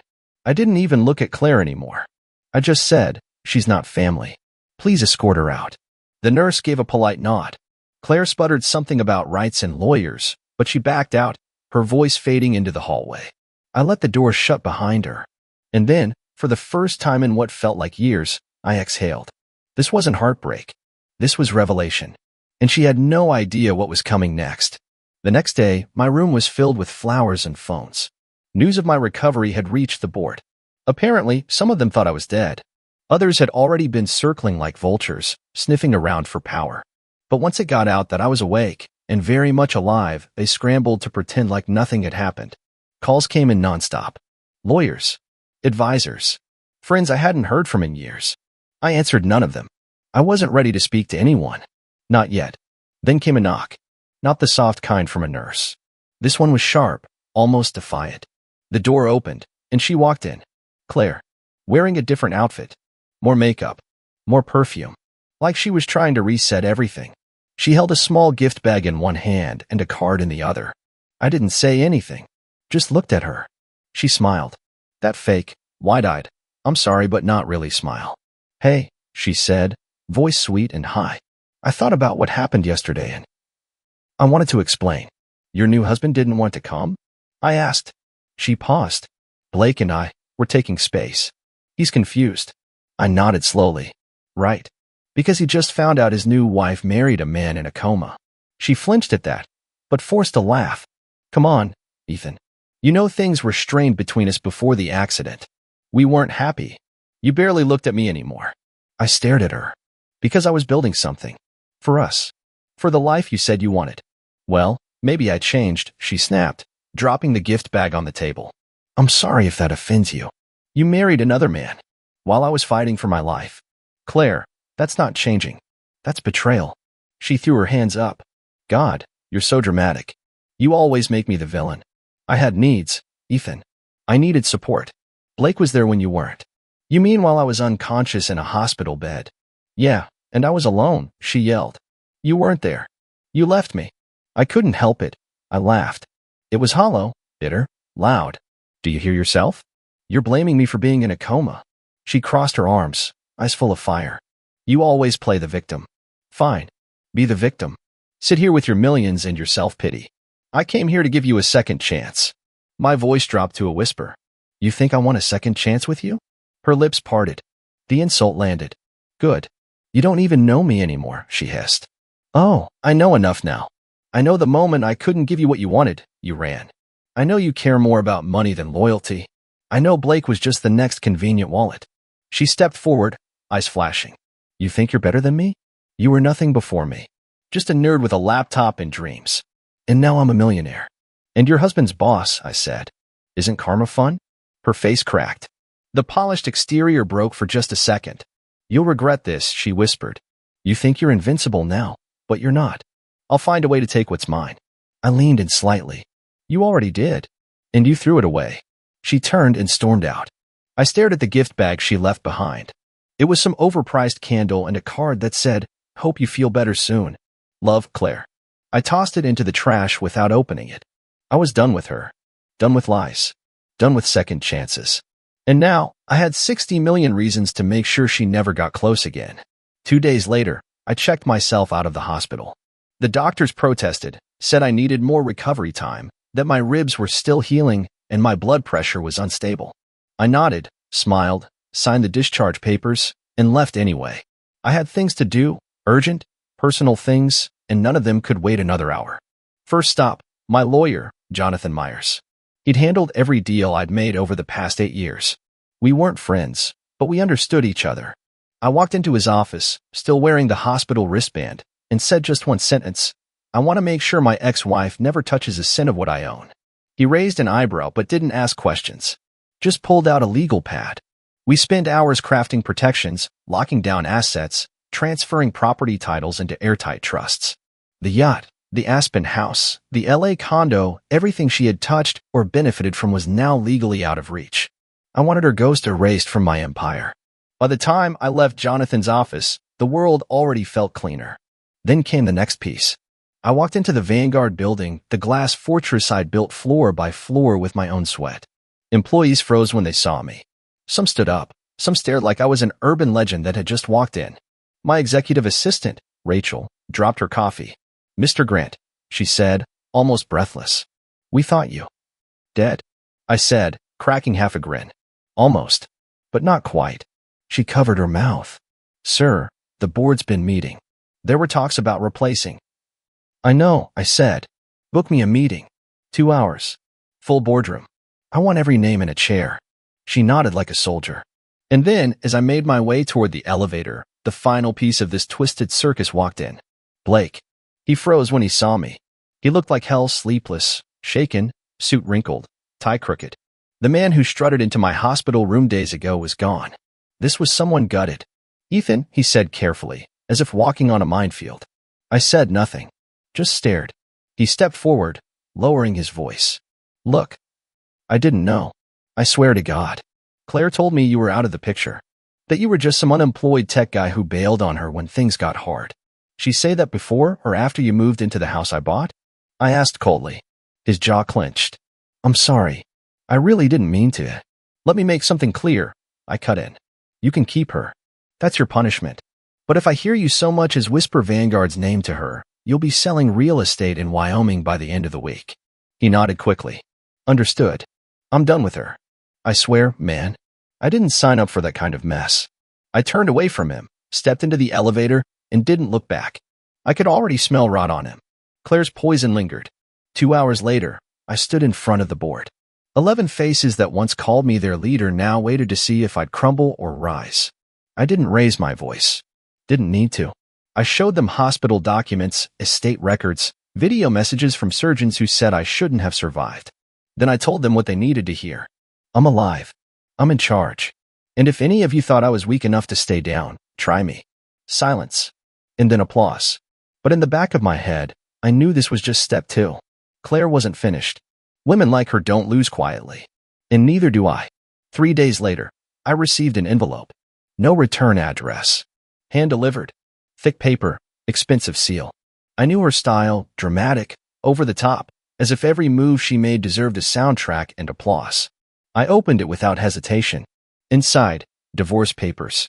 Neatly typed, stapled, organized like a business pitch. She even had the nerve to include a handwritten note. Ethan, let's make this easy for both of us. Sign these. No drama. No games. We've both moved on. Claire. No drama? This was the same woman who married another man while I was hooked up to a ventilator, who stood in a hospital room and told me to get out like I was some broke stranger, not the man who'd carried her financially for years. The woman who watched me flatline and then transferred our accounts into her name before my body was cold. I didn't sign it. Not yet. Instead, I called Jonathan again. I want her audited, I said. Full financial crawl. Everything she's touched since I went under. If she used my money for anything at all, I want it flagged. He didn't blink. Already started. That night, I found myself staring at the ceiling in the LA condo, the one she never liked because it felt too clean, too cold, like a bachelor pad. Funny. Now it felt like peace. Quiet. No footsteps pacing in heels. No phone calls taken in hushed voices behind locked doors.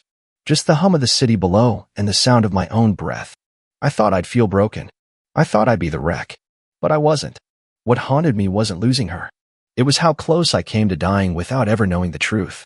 How easily she buried me before I was dead. And how little I meant to her the moment I stopped being useful. The next morning, Rachel called. Sir, there's a situation. What kind? She showed up. Of course she did. Claire was standing in the Vanguard lobby, wrapped in some faux apology expression, pretending to be confused about why her ID didn't work anymore. I walked downstairs myself. I didn't want security touching her. I wanted her to see me. When she saw me, she flipped the switch like always. Ethan, finally. I've been trying to reach you. I didn't know who else to turn to. Blake left. Did he? I said, not moving an inch. She stepped closer. You don't understand. He's not who I thought he was. He started drinking, got jealous all the time. He hit the wall last night. I was scared. Her eyes shimmered. No tears, but enough shine to sell the performance. I made a mistake, she said. You're the only one who's ever really cared about me. I stared at her. You married him while I was dying. And now that your puppet's string snapped, you're back? You think I forgot what you said in that hospital? Her lips twitched. The mask slipped. Just a second, but I saw it. That old sneer, buried under a layer of fake regret. I don't want your money, she whispered. You never did, I replied. You wanted status. Power. You thought I was done, so you upgraded to someone who looked shinier. But now that you see what you really walked away from, you're crawling. She didn't deny it. She just squared her shoulders and smiled a little too calmly. You'll miss me, she said. Sooner or later. I leaned in close, voice like ice. I already missed the real you years ago. Turns out she died long before I crashed that car. Then I turned and walked away. Let her stand there in her designer shoes and fake emotions. I had an empire to run. And she was just another ghost in my rearview mirror. The news hit social media before lunchtime. CEO Ethan Grant emerges from coma, takes back control of Vanguard Capital. They ran it with a photo of me stepping out of the hospital in a black coat and sunglasses. It looked staged, cinematic, but it was real. Too real. Overnight, I'd gone from presumed dead to myth reborn.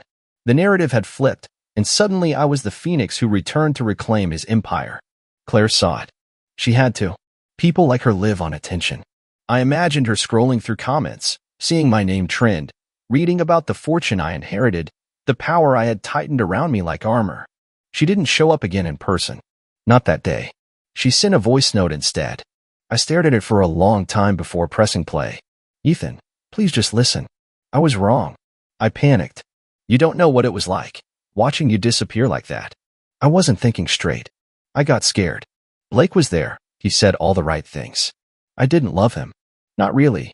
Not like I loved you. That last line burned. I didn't stop the message, but I felt something tighten in my jaw. I didn't marry him for money. I was alone. I didn't know if you'd ever wake up. And when you did, I freaked out. I didn't mean what I said in the hospital. I was angry, confused. Please, can we just talk? You and me? No lawyers, no bitterness. Just us. I deleted the message before it even finished.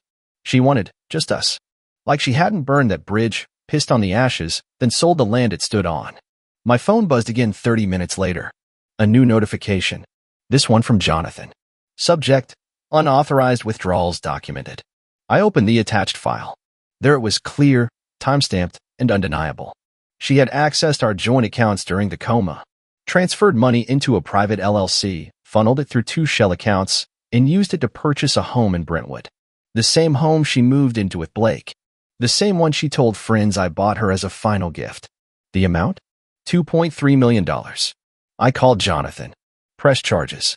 He paused. You sure? She wanted no drama. I'll give her some. An hour later, Rachel knocked on my office door. Sir, there's something else. She looked rattled. I motioned for her to come in. She posted a video. On Instagram. You might want to see it. I raised a brow. Rachel placed her phone in front of me and pressed play. There she was. Claire. Full makeup, soft lighting, fake tears catching the camera angle perfectly. I made a mistake, she said. I betrayed someone I love. And now I'm watching him become everything we dreamed of, without me. I don't want his money. I just want his forgiveness. She let the silence linger, her eyes wide and watery, like she was hoping America would fall to its knees on her behalf. But she didn't know what I knew. Didn't know I had proof. That I had everything ready to go public the moment she crossed the next line. I didn't respond. Didn't call her. Didn't comment. Didn't blink. Let her drown in her own performance. That night, I sat alone in my condo, sipping from a crystal glass. The city glowed outside my windows. And for the first time in years, I felt clarity. Not rage. Not grief. Just silence. Peace. She was gone. And what she took. I could rebuild that. But what I reclaimed, she'd never touch again. The arrest happened quietly. No media frenzy. No flashing lights. Just 2 officers, plain clothes, a black unmarked car, and a tap on her shoulder outside some overpriced yoga studio. She probably thought it was paparazzi at first, straightened her posture, fixed her sunglasses. Then saw the badge. Embezzlement. Fraud. Identity theft. The paperwork was tight. Jonathan had seen to that. The funds Claire funneled weren't just stolen. They were traceable, documented, categorized as malicious misappropriation. My company's legal team filed it under executive-level financial betrayal. Her signature was on everything. She called me from the precinct. I let it ring. She called again. I blocked the number. Later that evening, I opened my laptop and watched the surveillance footage from my Aspen property. I had cameras installed everywhere. The drive, the gate, even inside the cabin she borrowed last month under the claim of needing a place to find herself. The video played. Her and Blake entering, laughing, popping champagne. He threw her onto the couch. She straddled him, giggling like a teenager, then got up and strutted into the kitchen, wearing my shirt. The same one she used to steal from my closet and call her comfort piece. I paused the video. I wasn't angry. Not anymore. I was surgical. I selected the clips, packaged them in a private email with one recipient, Blake. Subject: for your records. No need to reply. E.g., within the hour, he quit. Sent his resignation through HR, citing personal conflicts and ethical concerns. We accepted. No severance. No recommendation. He was erased from Vanguard within 40 minutes. Rachel knocked on the door as I had signed. Sir, you've got someone asking for you. Says it's Claire's mother. I looked up. Send her in. Elaine was nothing like her daughter. Short, firm posture, eyes like flint. She'd never liked me much, thought I wasn't social enough for Claire. She stepped in quietly, clutching her purse like it was armor. Ethan, she said, her voice brittle but even. I assume you know. I do. She nodded once, sat down without being asked. She was always impulsive. I warned her. When she came crying last night, I asked her what she expected. I said nothing. I'm not here to defend her, she went on. I'm here to ask, beg, really, that you don't destroy her completely. She's lost everything. Her job, her husband, her money, her pride. She still has her name, I replied. That's more than she gave me. Elaine exhaled, eyes down. What she did? It was shameful. But I'm asking you, Ethan, end it here. Don't take it to court. Don't make it public. We'll pay back what we can. Quietly. I studied her. And for the first time, saw the shame behind her words was real. I'm not after vengeance, I said. I'm after distance.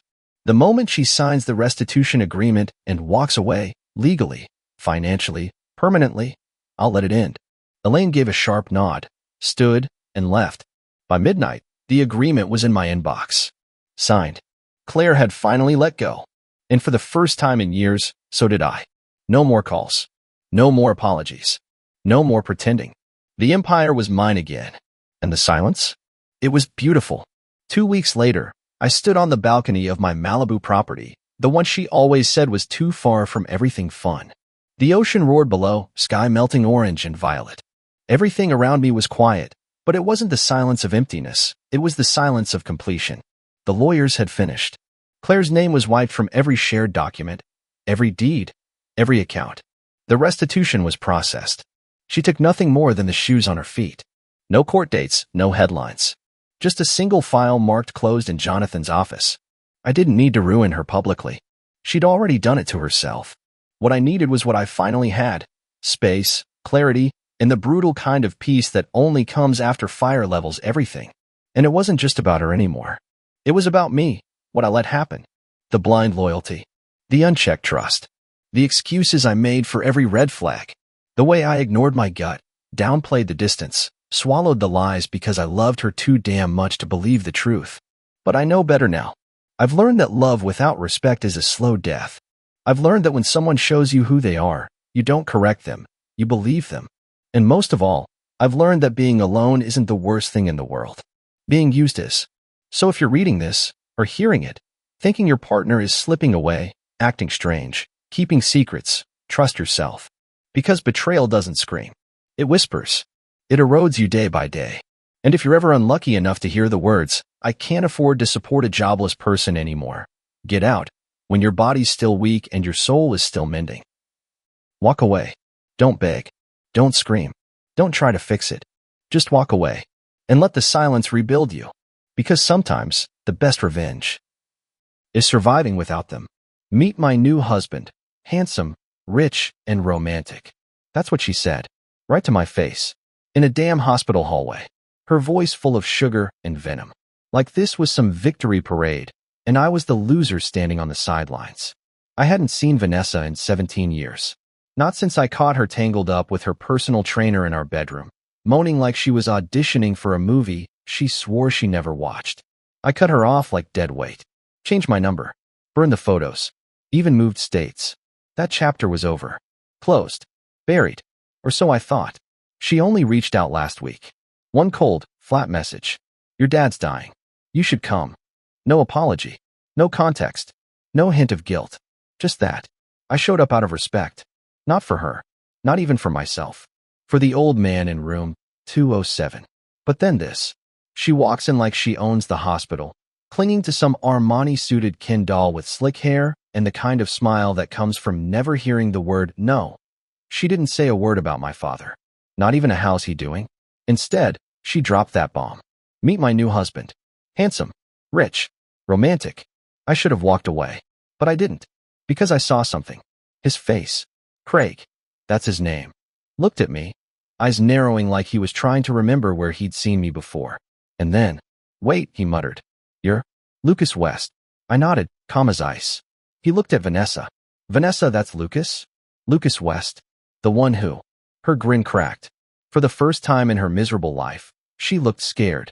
"Babe," she tried to say, but he turned back to me. And then, with a voice full of stunned realization, "He's our CEO." Boom. Silence. I watched the blood drain from her face. Like someone had just unplugged her soul. The guy she brought here to show off? To flaunt in front of her poor ex? He works for me. She married my employee. And didn't even know I owned the whole damn company. I didn't say a word. Just nodded, turned around, and walked away. I heard Craig whisper behind me. "You told me he was some broke loser." "Oh, sweetheart. The only thing I'm broke on is patience. And believe me, we're just getting started." I remember the first crack. It wasn't something loud or obvious. It was a whisper. A shift in the way Vanessa looked at her phone during dinner. The screen always tilted just slightly away from me. Notifications with no names. Just winking face and "see you soon." At first, I told myself I was being paranoid. We'd been married for 5 years by then. She was beautiful. Yeah, the kind of beautiful that made other men forget they had wives. But I thought we were solid. I thought I was enough. Then came the gym membership. She never worked out a day in her life before that. Suddenly, she was obsessed. Lululemon, everything. Hour and a half, cardio sessions 5 days a week. She'd come back flushed, glowing, with that stupid smirk on her face like the world had just handed her a secret. One night, I couldn't sleep. Her phone buzzed on the nightstand. She was in the shower. I looked. I know, privacy and all that. But something in my gut twisted so hard, I had to. The message said, "You still taste like strawberries." I'm thinking about that mirror again. No name. Just a heart emoji. I stared at that screen until the shower stopped running. She came out wrapped in a towel, hair wet, humming like nothing was wrong. I didn't say anything. I wanted to. God, I wanted to. But I froze. That's the thing about betrayal. It doesn't always hit like a bullet. Sometimes it slides in slow, like poison in your coffee. From then on, I started watching her. I noticed the lipstick stains on the inside of her gym bag, the extra underwear, the way she'd take a full face of makeup to the gym and come back looking more done up than when she left. One day, I followed her, told her I had an early meeting, kissed her goodbye, and parked 2 blocks from the gym entrance. She never walked in. Instead, I watched her get into some guy's black SUV, watched his hand brush the inside of her thigh before they even drove off. I sat there for an hour, cold, numb, like someone had scraped out everything inside me and replaced it with static. She came home that night smelling like expensive soap and lies. "Good workout?" I asked. She nodded and kissed me on the cheek. Killer. I didn't sleep. I just stared at the ceiling wondering how long I'd been the joke. You know the worst part? I didn't confront her right away. I kept pretending, kept acting like everything was fine, all while piecing together the puzzle of her filth behind the scenes. I hired someone, a private investigator, a friend of a friend who didn't ask too many questions. 3 weeks later, I had photos. Dozens. Hotel rooms. Parking garages. One of her wearing my hoodie while straddling him in the front seat. And the guy? It wasn't just her trainer. It was my junior partner at work. Nate. 27, barely out of college. The same guy I mentored. Helped get promoted. Took under my wing like a damn son. She called him Daddy in a text. Daddy. The rage.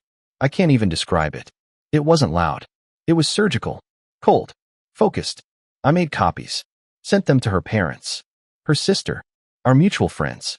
I waited till a Saturday night, when I knew she'd be glowing from her latest gym session. She walked in humming again. The envelope was on the table. She saw it. Looked at me. Then opened it. I watched her face morph. Curiosity, confusion, fear, panic. Then came the tears. "Oh my God, Lucas. I can explain." I laughed. It wasn't real laughter. More like the sound you make when something inside you finally snaps. "You can explain strawberries and mirrors?" I said. She froze. Game over. But I wasn't done. Because pain makes you creative. And she hadn't felt a fraction of what was coming. She tried the tears first. Always the damn tears. Mascara streaks down her face. Fake sobs echoing through our kitchen like she was auditioning for some tragic drama. "I made a mistake," she whimpered, clutching the envelope to her chest like it could save her. It didn't mean anything. I stayed quiet. Just stared. Because here's the truth. When someone you love betrays you like that, their words stop carrying weight. Every syllable feels like it's been dipped in acid. All I could hear in my head was that message. "You still taste like strawberries." Over and over. She stepped toward me, reaching. "Lucas, please." It was a phase.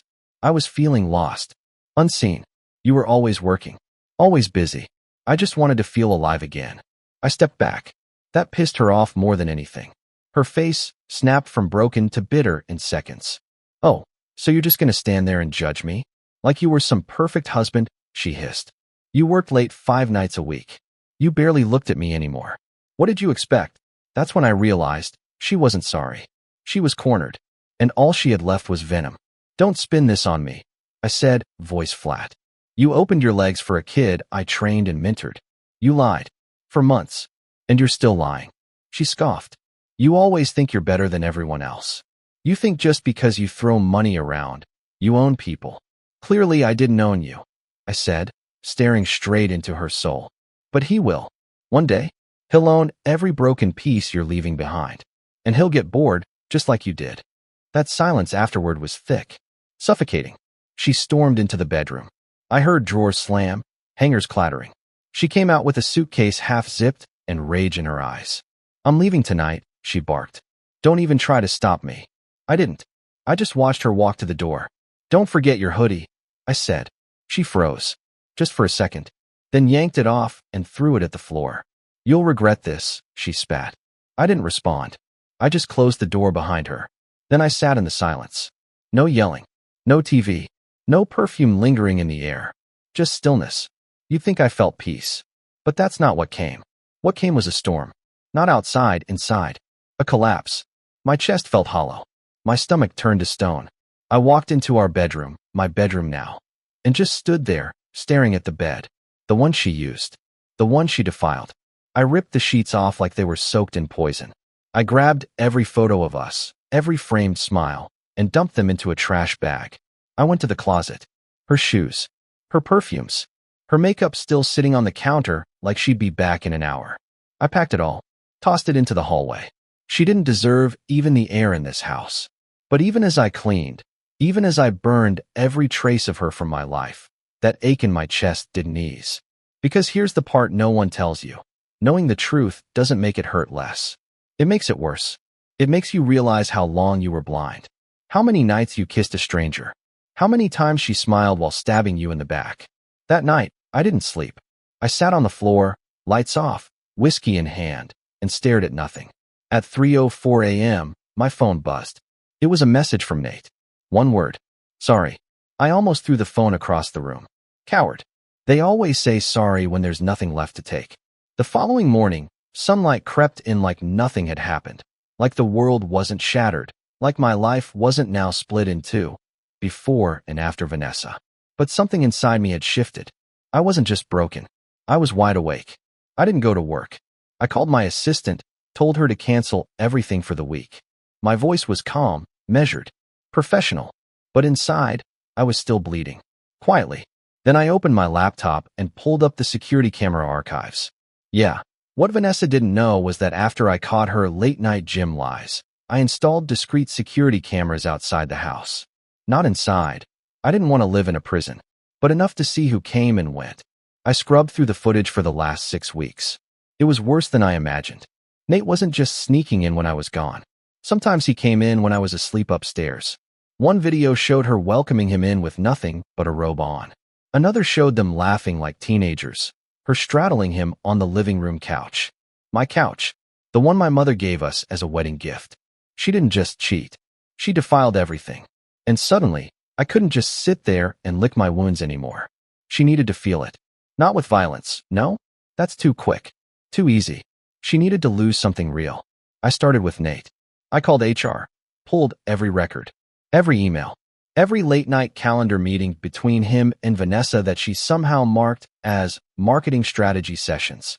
He'd violated half a dozen clauses in our employee code of conduct.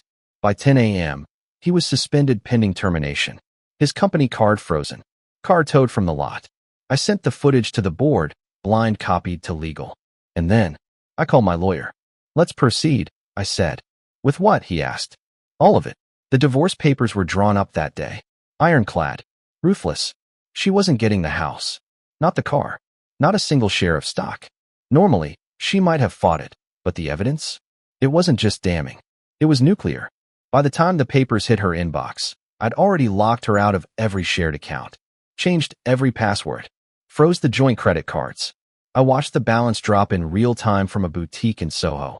She tried to buy something that morning. Declined. That was satisfying. But the phone call? That was the best part. "Lucas, what the hell?" she screamed through the phone. "You froze everything?" I could hear traffic behind her. She was probably standing outside some designer store, throwing a fit. "You're lucky I didn't charge you for cleaning the stench you left behind," I said coldly. "You think you can just erase me like this? After everything?" I didn't yell. I didn't flinch. I already have. Then I hung up, and it was quiet again. But this time, the silence didn't hurt. It felt like a reset button had been pressed deep in my soul. Until, of course, her mother called. "Lucas, honey, be reasonable. She's young. She made a mistake." You can work through this. She made a choice, I said. Over and over. In my home. With my employee. Don't you dare call it a mistake. Click. Another number blocked. This wasn't about patching things up. This was about closure. Real, raw, permanent. And the best part? I wasn't done yet. Because she still didn't know about the new woman. The one I met 6 months ago at a tech event in Chicago. The one who actually listened. Who smiled without secrets. Who wasn't sleeping with my interns. That part. That's coming next. A week passed. No messages from her. No calls. No drama. At least, not until her sister showed up at my office. I was walking out of a board meeting when I saw her. Melanie, standing near the elevators with a look I'd seen before. Guilt. But this time, it wasn't hers. Lucas, she started. I didn't know where else to go. I didn't say anything. Just waited. She's spiraling.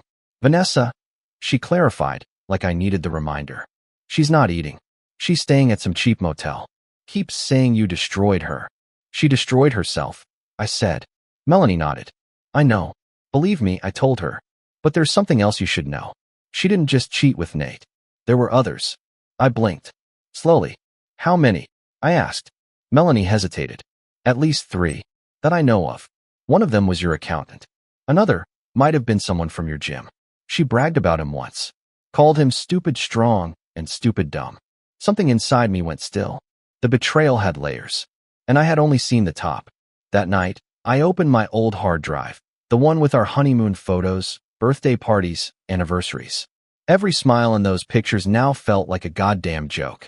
I watched one video of her blowing out candles on her 30th birthday, kissing me afterward like I was the only man on earth. She had someone else that same night. I checked the dates, matched the evidence. I wasn't just second. I was the fool who didn't know there was a whole damn rotation. But here's the thing, pain evolves. What stabs you on day 1, hardens by day 7. And now, I wasn't hurting. I was done. So I made a decision. I called Craig. Yeah, Craig. The Armani suit. The trophy husband she flaunted at the hospital. The guy who turned pale when he realized who I was. He picked up fast. Lucas, he asked, unsure. I think it's time we talked, I said. Man to man. There was silence. Then, yeah, I think you're right. We met at a small rooftop bar downtown. Neutral ground. He was already 2 whiskeys in when I arrived. She told me you were broke, he said right away. That you were manipulative. Controlling. Some angry loser who couldn't keep up with her.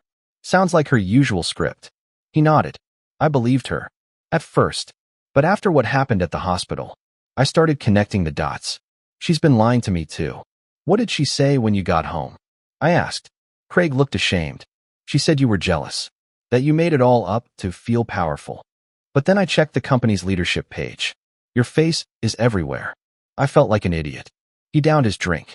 I think she married me to make you jealous, he continued. Used me as a pawn. And the worst part? I bought it. I didn't gloat. I didn't need to. She's toxic, I said. And she's going to burn through you like she did me. He looked at me, eyes raw. I already filed the annulment. That surprised me. She begged, he added. Then threatened. Then cried. I packed her things and dropped her at her sister's. I nodded slowly. Don't ever let her back in, I told him. She'll twist you into something unrecognizable. He just nodded quietly. When I got back home, there was a single white envelope stuck in the door. Inside, no apology, just a handwritten note. I made a mistake, but I never stopped loving you. Underneath it, a photo of us. One I hadn't seen in years. From the day I proposed. I stared at it for a long time, then tore it in half, threw it in the fire. She had burned everything, and now she wanted to return to the ashes. But I had already started rebuilding, piece by goddamn piece. 2 weeks later, my dad passed away. He died quietly, just after midnight, holding onto my hand like he didn't want to go. There were no final speeches, no dramatic last words. Just a sigh, one slow breath, and then stillness. I sat there for a while, just watching him. The man who raised me, who taught me how to grip a hammer, who drank too much, talked too little, and loved with rough hands. We weren't always close, especially after what happened with Vanessa, but blood has a funny way of settling old debts. I forgave him before he even asked. The funeral was quiet. Mostly family, a few friends. I didn't expect her to show up, but she did. Vanessa arrived in all black like she belonged. Sunglasses too big for her face, standing at the back near the trees. as if mourning from a distance made her presence more acceptable, as if the shade could hide her history. I didn't speak to her, didn't even look her way, but she made sure I saw her leave. Brushed past just close enough to whisper, I meant every word in that letter. I didn't respond. She didn't deserve my words. But I could feel Craig's eyes from across the cemetery. Yeah, he came too. Stood far from her, hands in his pockets, jaw set like a man who'd seen the wreckage and barely crawled out alive. We exchanged a nod. That was it. After the service, I went home. Alone. The house felt different now. Lighter somehow. No perfume on the pillows. No hairspray fog in the bathroom. Just the scent of wood polish and clean sheets. I poured myself a drink and stood by the window, staring at the driveway. Thinking. Then I picked up my phone and dialed. She answered on the second ring. Her voice cracked slightly when she said my name. Don't ever come near me again, I said. Calm. Cold. But you stood at my father's funeral like you belonged. After everything you did, you made a mockery of our life, Vanessa, of our vows, of our memories. Her breathing changed. Quicker, like she was gearing up for another round of tears. I never meant to hurt you. You didn't hurt me, I said. You killed me, and then expected me to be proud you moved on. Silence. I kept going. You don't get closure. You don't get friendship. You don't get to cry on my doorstep or show up uninvited. You don't get me. Not now, not ever again. Lucas, I ended the call. Blocked her. That was the last time I ever heard her voice. You know what they never tell you about betrayal? It's not just the cheating. It's the slow erosion of trust. The tiny cuts that bleed you dry. The smile you stop believing in. The nights you spend wondering if her laughter was ever really for you, or for someone else just waiting outside. But here's the part that matters. You survive. Not all at once. Not with a dramatic scream or grand gesture. You survive in moments. Like the first night you sleep without nightmares. Or the day you forget her birthday. Or the afternoon you find yourself laughing with someone else, and it doesn't feel like betrayal. It feels like breathing. I had that moment recently. The woman from Chicago, her name's Elise. She sends texts that don't hide behind locks. She looks me in the eyes when she talks. She makes coffee at my place and hums while watering my plants. And she never once made me feel like I had to compete with a ghost. It's not love yet, but it's something honest. Something clean. And after everything Vanessa dragged me through, honest and clean feels like a miracle. A month later, I got an email I wasn't expecting. It wasn't from Vanessa. Not Craig. Not even her sister.